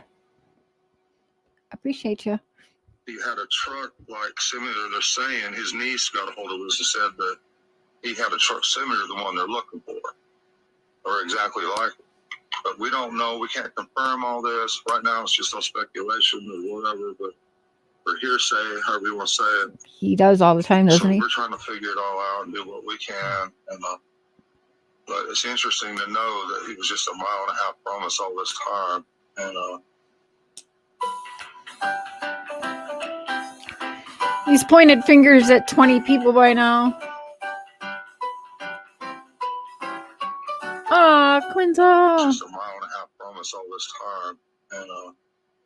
And so if there's a connection there, and there's possibly a drug connection of some kind of drug. Or year 2, yeah. I've never seen anything like this behavior. I've never seen anything like this before. And it's pretty scary because, I mean, right, Zena? He's been my number one suspect all along, for reasons of trying to get back at me or whatever. But everyone's been their number one suspect. That Ethan Weiss kid, Dudley, Tony Hammonds. Was in the clear as far as the police are concerned. Pulled up, saw the neighbor with the sons, and knew right away Summer was gone. So that implies to me like you saw that neighbor and you just knew. Like, it makes me feel like you think the neighbor did something to Summer, like, because that's a weird thing to say. He's got an alibi, but we also know he has ties with this Tony. Yep, she did cursed. That's right. Yep. So we're just trying to figure all that out right now and do what we can and get David Rader to come back, hopefully, and police involved any way we can.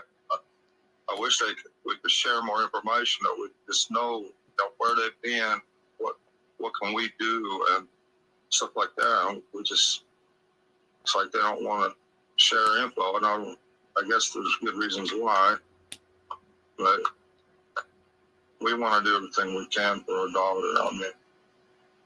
But I guess this is where the public comes in.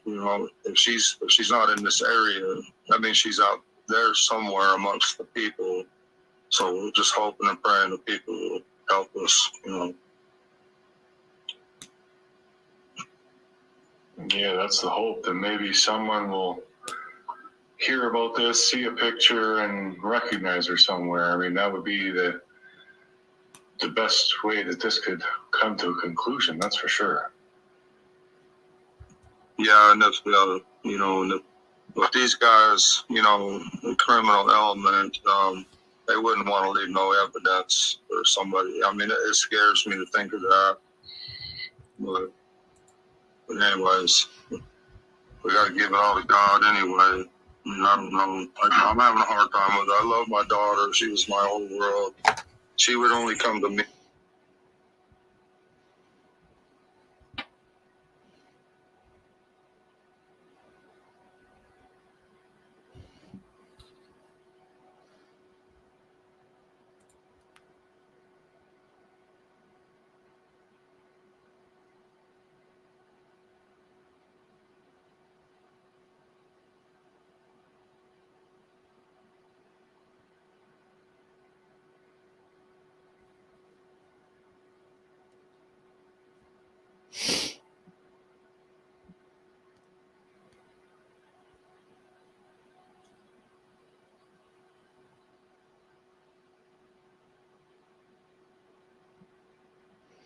Let's not forget, I know Tim Mullins drives a red truck too. Remember?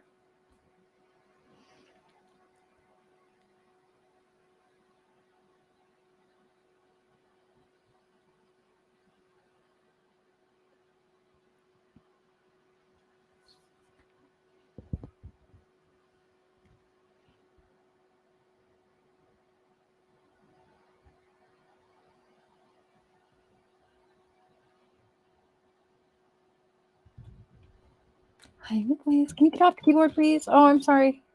Cat's doing weird shit. I'll post them in community post again. I know they're out there, but I'll just post them. Thank you for the email so I could get to that quickly. Appreciate that.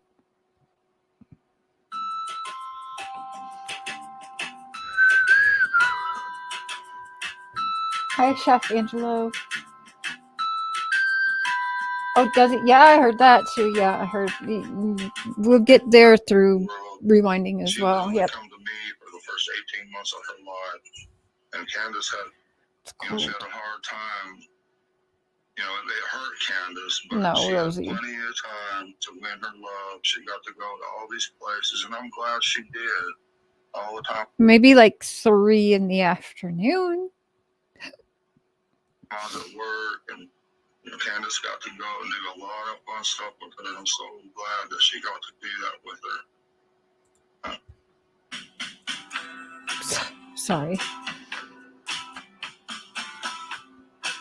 And I'm so glad that she got to do that with her. Yeah, it's weird, huh? You're back. Welcome back.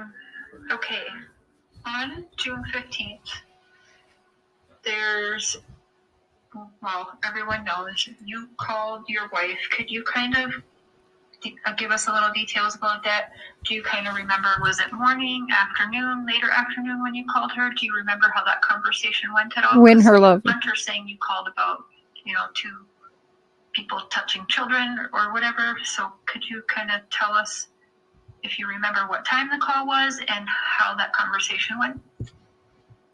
Well, the only thing I know is, I call her from time to time just to see what she's doing, and she said that she's taking care of some prescriptions or whatever. It seemed to me that it was later than that, but because I made up my mind, well, they're busy doing this and whatever, I might as well just stay late at work. So I was working late and sit and talk with Jamie for a good long time, and then my boss come around making fun of me for using my car to put drywall tools in, and so he knows where I was at. But about 30 minutes, I'd say, after my boss come around making fun of me for using my car to put drywall tools in, and late at work, so I was working late and sit and talk with Jamie for a good long time, and then my boss come around making fun of me for using my car to put drywall tools in, and so he knows where I was at. But about 30 minutes, I'd say, after my boss left, I got that call from Candus. So, there, he says his boss rolled around and was there. Gave him shit, right? That's what I just heard. Shall we rewind it? And around making fun of me for using my late at work, so I was working late and sit and talk with Jamie for a good long time. Hey, Sandra. And then my boss come around making fun of me for using my car to put drywall tools in, and so he knows where I was at. But so his boss came around making fun of him for putting drywall tools in a brand new car. That makes me feel like boss pulled up on the scene or at the job, made fun of him, right? But in the rest of interviews, I believe we hear him say his boss called him, right? And right now we don't even know what's true because we ain't never heard the boss talk out or speak out, right? about 30 minutes, I'd say, after my boss left, I got that call from Candus, and she's frantic and everything. I says, well, just in case, call 911. And I finished packing my tools in the car, threw them in there, and actually, as best I could, and got in the car and headed down the road, and I called 911 myself. And then once I got done with that, I talked to her on Messenger all the way home, and I was flying. I think I made it, like I say, I've said it before, but about 30 minutes. And that's when I drove straight to the bottom of the property because I knew they were searching all around by the house. And I hadn't heard, they found her or anything, so that's why I went straight to the bottom of the property to look around that area. So you would guess maybe an hour and a half before Candus called you and said Summer was missing, that you called her? Okay, I'm not understanding what you're saying. Can you? Oh, sorry. Yeah, just the time that you called her that day, about how But what time was that? Like how far in between calls? Between you and her having that call when she's picking up prescriptions to she's calling you saying Summer's missing. Do you know how long? Yeah, I honestly can't say, but I remember, the only thing that I can remember, it was thinking, well, I might as well just work late because they're busy doing other things and there's no point in me going home, so I don't want to go home and sit there by myself. So I figured I'd just work late that day. And that's, golly. Yeah. Okay. Snake just talk about snakes. Oh. He just went under my feet. Oh, jeez. It's just a gardener. It's just a gardener snake. Well, I still would have screamed like a little girl. John, is there When I subscribed to Cher, she was on the phone with Dawn at the beginning of Summer's disappearance. Glad to see you, Cher's still working on this. It's so very sad, though. Yeah, it is. Thank you. He's so cute.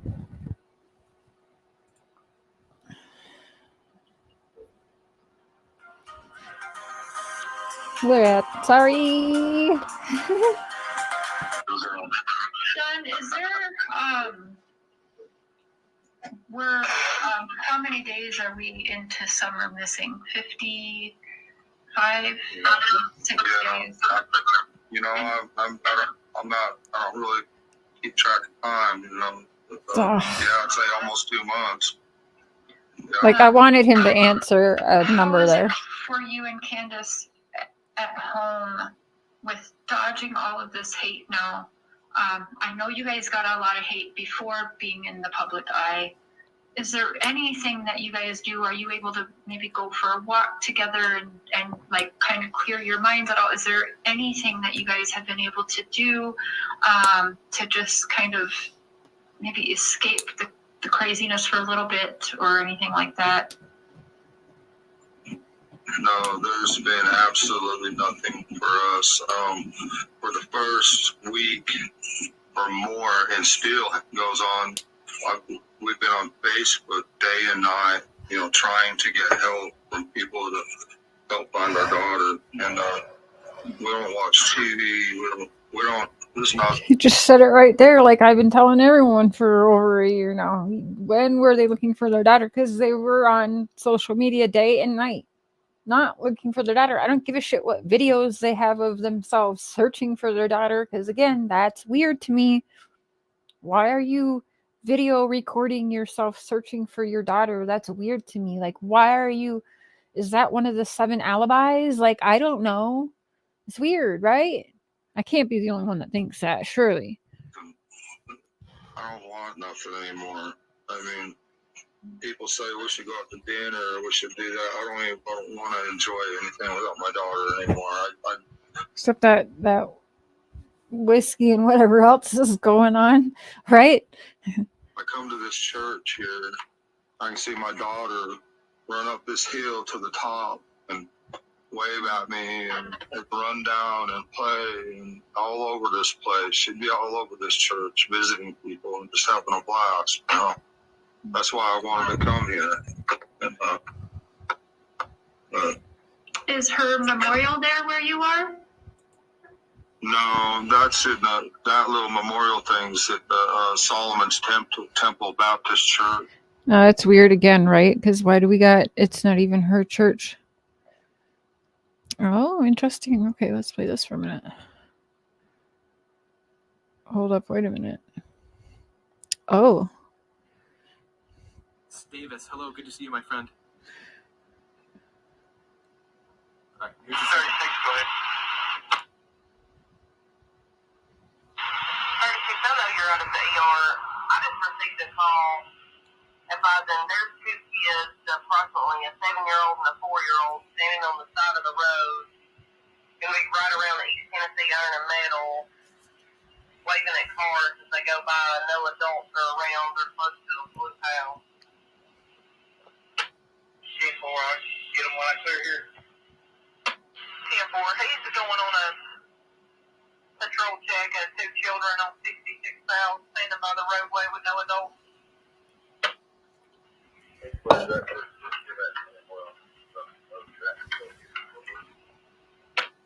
June 15th. So that's the They said 7 and 4-year-old. So that to me is Summer and,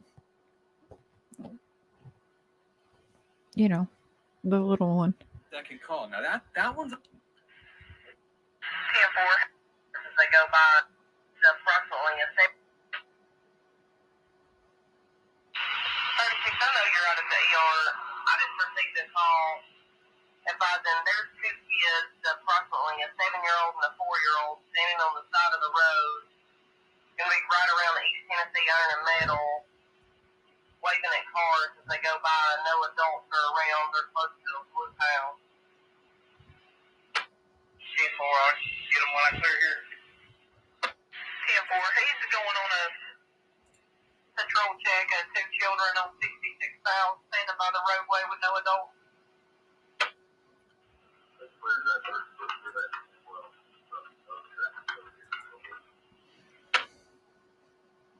So that's the second call. Now, So, that's the second call. Okay, and that's from June 15th. Now, who thought she was 4? Perhaps it wasn't Summer. I don't know. However, Summer was at that time 5. And also, I believe, a little probably small for her age, probably, if you saw her in person, because they weren't fed properly, right? She didn't look that old in some of those pictures, honestly. So yeah, who knows? I don't know. that But okay, so that's the second one.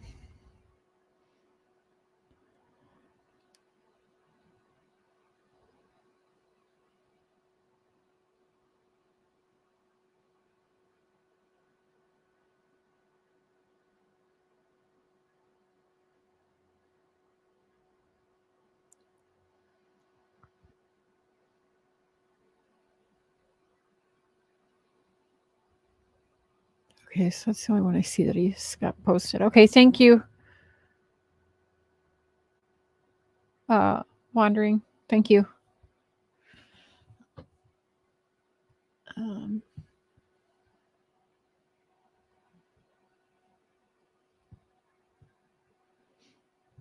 Church out there by where we live, but there's no cell service out there. But this was her church. This is where she was at home at, right here. Yeah. She loved it. That is weird because remember the news couldn't even get like her name and age right. They had to take things down and correct themselves because a lot of us who were on it were like, no, this is wrong, right? So it is weird that it seems like not everyone, and even Dawn and Candace, don't even know when her birthday is, and then the news is getting it wrong, and the dispatch is like 4. So again, no Annie, not blocked, and I don't have slow mode on either, so you should be fine. But again, makes my conspiracy mind just run completely wild. I say conspiracy mind because that's what, the label, but I believe in conspiracies. Okay, conspiracy is just a made up word to make people sound nuts that want to think outside the box and think for themselves and have their own thoughts and opinions, no matter how wild they are. You're not just going to be what the media and the establishment wants us all to stick to one narrative, right? Over on Aaron Mall, you can see the time frame is 11:45 a.m. at the time of this 2 children call. Yeah. I didn't see that. I'll have to look at that again. She loved it. She always loved women that were, the women of, I can't think of the word, that they're professional women, you could say. She looked up to professional women that could see herself like these women. If you're the mom, right? If you're Candus,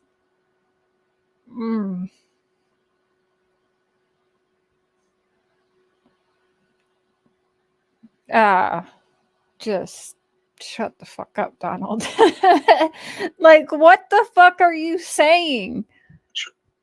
And that's why she hung on to all the. She just loved to, I guess, see herself like that. I think I did miss it. Sorry. She would visit with everybody. They tried for the longest. You got to sit down somewhere. You got to get out, sit down. But she refused, and they pretty much give up on her. Most of the kids, most all the kids would sit there and behave, but not so longest. You got to sit down somewhere. You got to get out, sit down. But she refused, and they pretty much give up on her. Most of the kids, most all the kids would sit there and behave, but not summer. She would be sit down somewhere. You got to get out, sit down. But she refused, and they pretty much give up on her. Most of the kids, most all the kids would sit there and behave, but not Hi, summer. Carlos. She would be all over the place, and that's okay. It is, yeah. She marched to the beat of a different drum. She is. Oh, yeah. A food spirit. I know it well.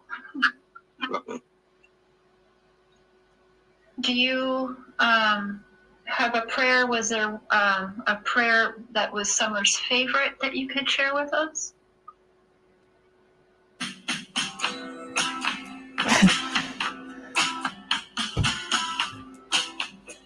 With us?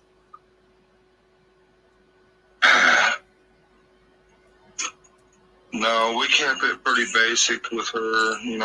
Love God. We love you, Jesus. Love you. Love all of us kids. And when it comes to the kids, we kept it real basic. When it comes to prayers like that.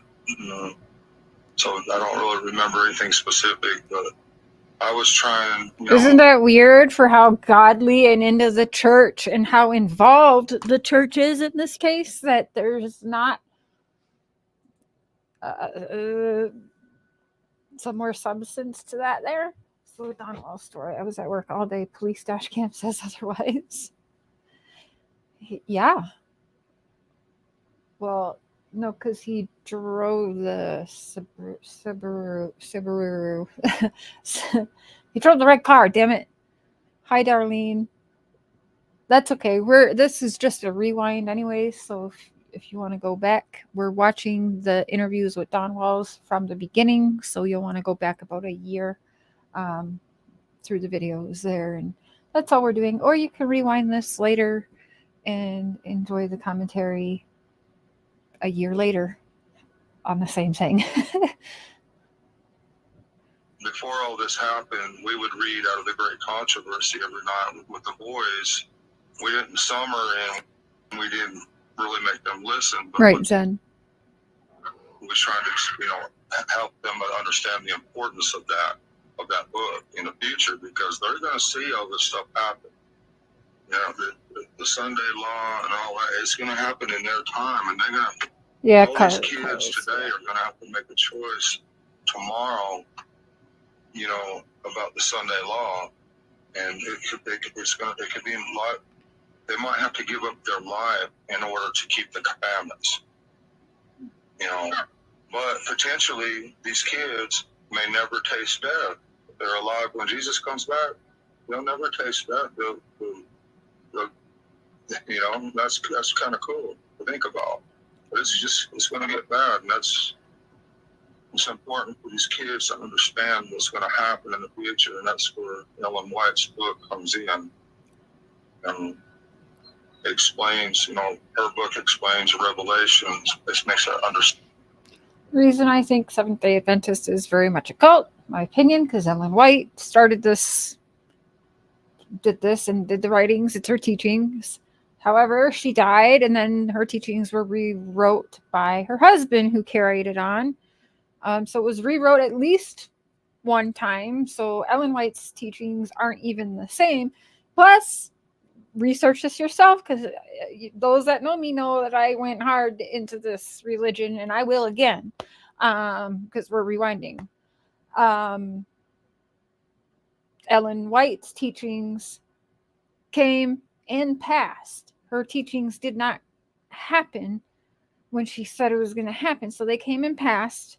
Then she died. Then her husband rewrote it. So, rewrote it, new dates, new things happening. So to me, that's a cult. That's very much cult vibes. My opinion, my channel, my thoughts, my crazy mind.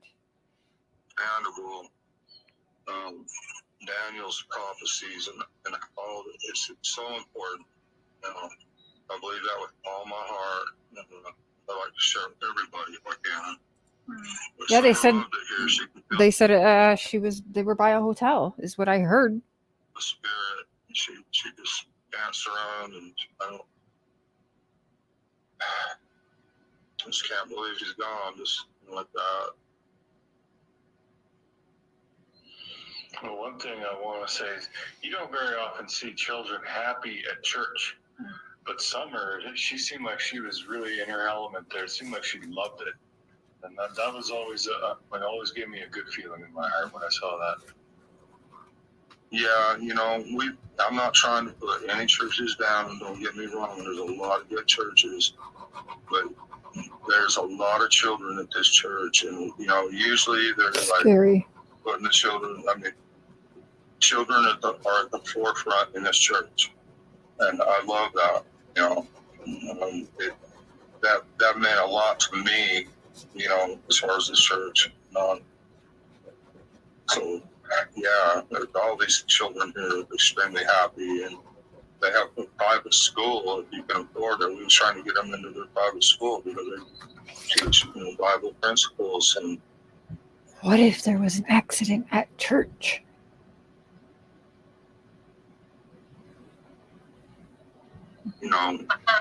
The important things, and all these kids here are extremely happy. So that's very important. But not trying to put any of the churches down or anything like that. There's a lot of good churches. No, I don't think you put anyone down. I think that's fine. It was well said. Mm-hmm. Well, I think we'll just have you thank your supporters, because I'd have to say you have a lot more supporters than hate, and you already know. We're going to have the haters. We have to be okay with that.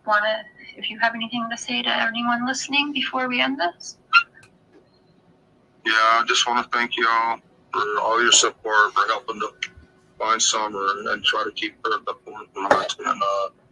And please, if there's any way you help me find her, I appreciate that. And just thank you and love and prayers. Okay, I know, yes, I've made a lot of mistakes in the past. Yeah. I was... Same. I've made mistakes. I'm not perfect, but don't look at me. I've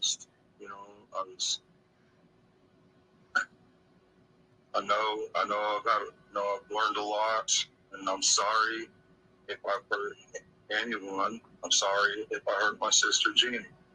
I'm sorry. I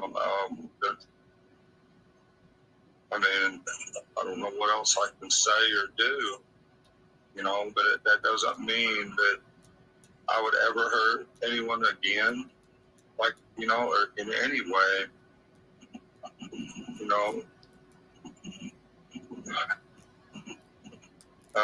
or that I don't love my daughter. Love my daughter with all my heart. I would never, ever, I was younger, I made mistakes. I would never make those sort of mistakes again. Ever. All I can say is I'm sorry. Only reason I mentioned that is because the church got heavily involved, is still heavily involved in this case. So. Sorry, there's church. Nothing more that I can do. I'll do whatever. For right now, I'm sorry. All right, thank you all very much, and God bless. Thank you so much. I appreciate y'all. We'll talk.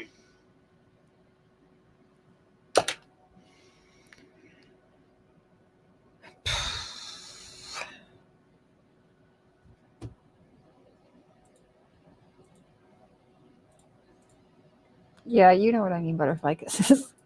Exactly. Right, Unique.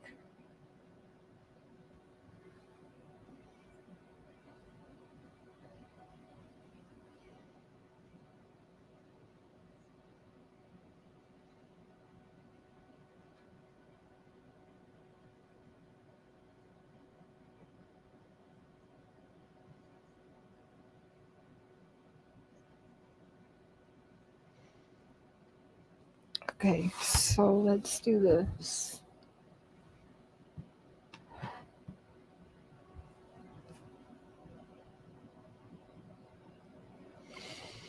I'm going to show a video, but what I do remember is I pieced several videos together, and a lot of people thought that this was like the exact of him retracing his steps. So I got to go back through those videos again and try and put them in order, because how I mash them up is not in order. So, but I am going to pull up that video. I just want people to remember that, but we will get to that. I'm going to pull that one up because, I mean, you have to see it.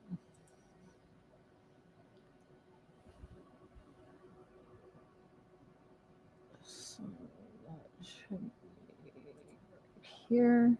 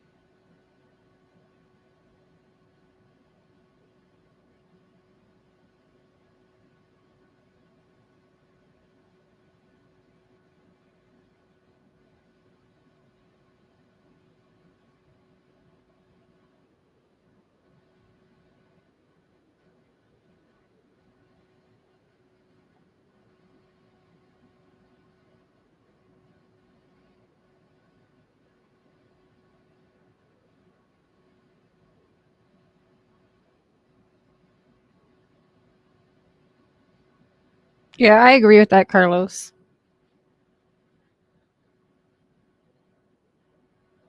Yeah, I agree with that, Carlos. Oh, shit.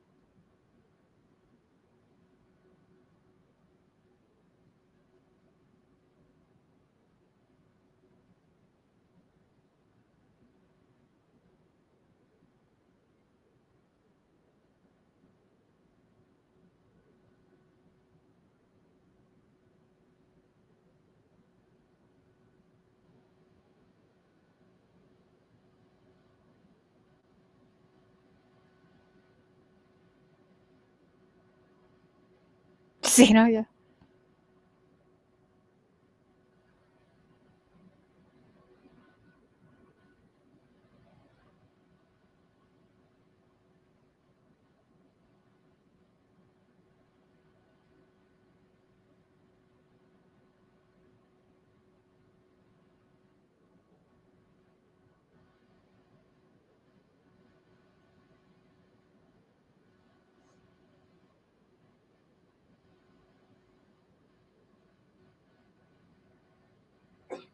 Jody Sue, yo. Jody Sue, right?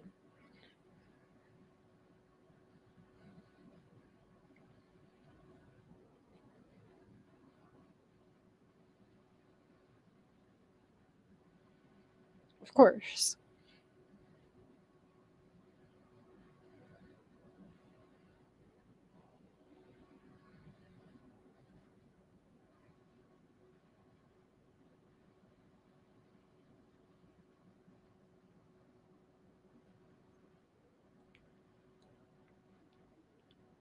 No sound?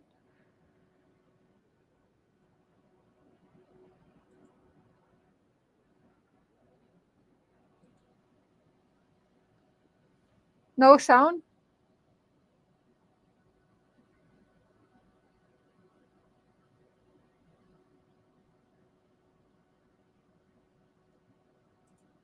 Was there no sound in that? Hmm.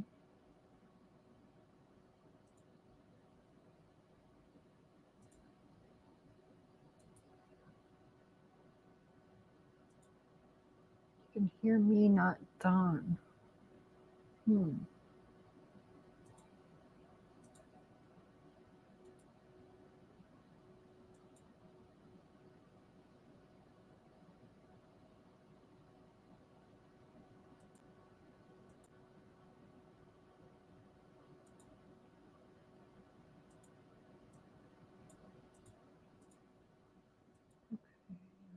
Wait a minute.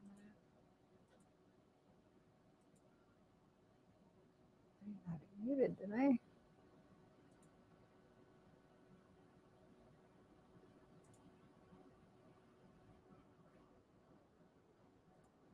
Can you hear it now?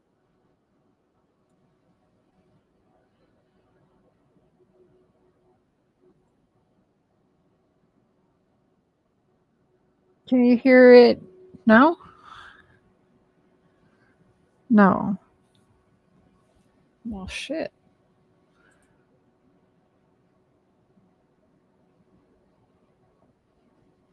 Huh. Okay, well, that's weird. Well, okay, hold on. Hmm.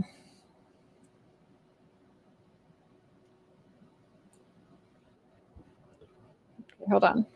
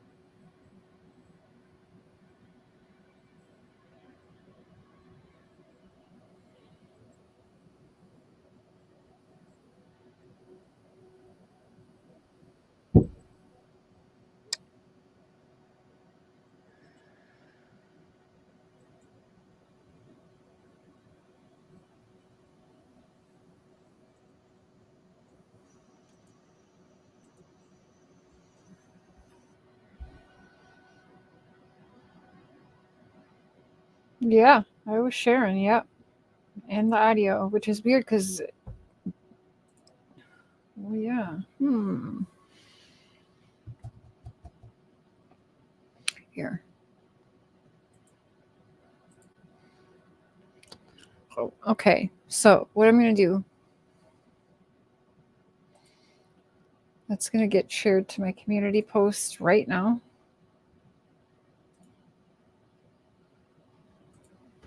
And I am going to end this one because it's been 4 hours, but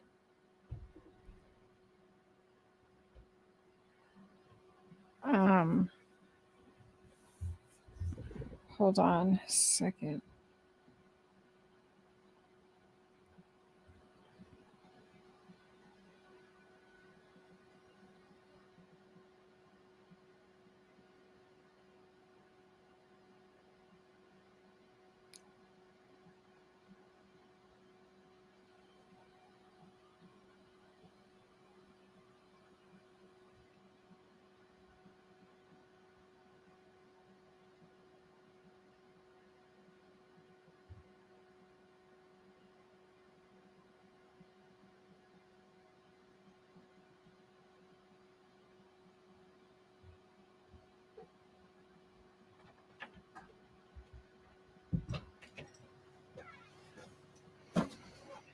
Okay, so I just shared it on my community post.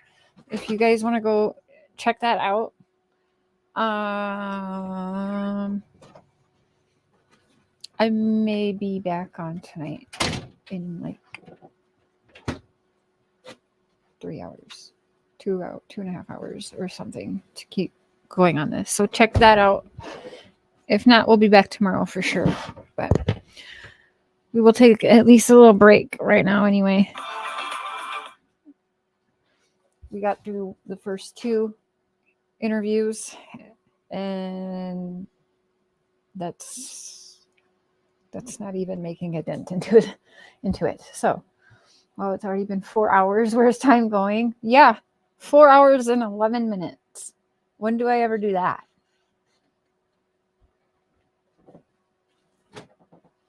Right, April C. Yeah, they always deny, and they'll lie. Right, no one wants to go to prison forever.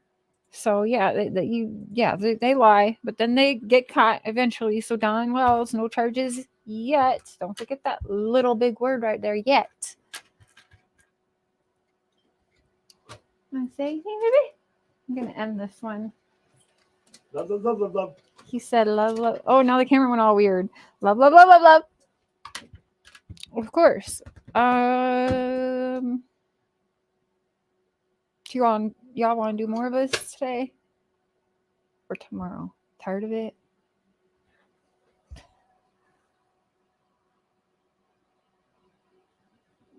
Your Tennessee law.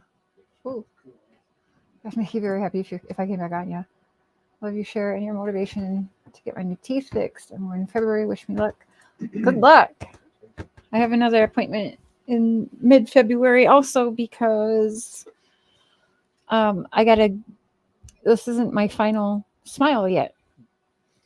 And I don't get my final smile until I pay them another $1,300. Yay! But I'm excited because I've got to do a lot more with my final smile. I'm going to have a little bit more of a fang here on my canines. It's going to be a little bit wider, and they won't stick out as much around here and be all poofy and weird. So it's going to be awesome. Hi, Glitter Witch. We're ending this one, but I'm thinking about coming back at like 7 p.m. Central, maybe earlier, but I got to eat something. And there's enough information in this one. So everyone go eat something and watch for another live to pop up maybe tonight. Love y'all. Bye.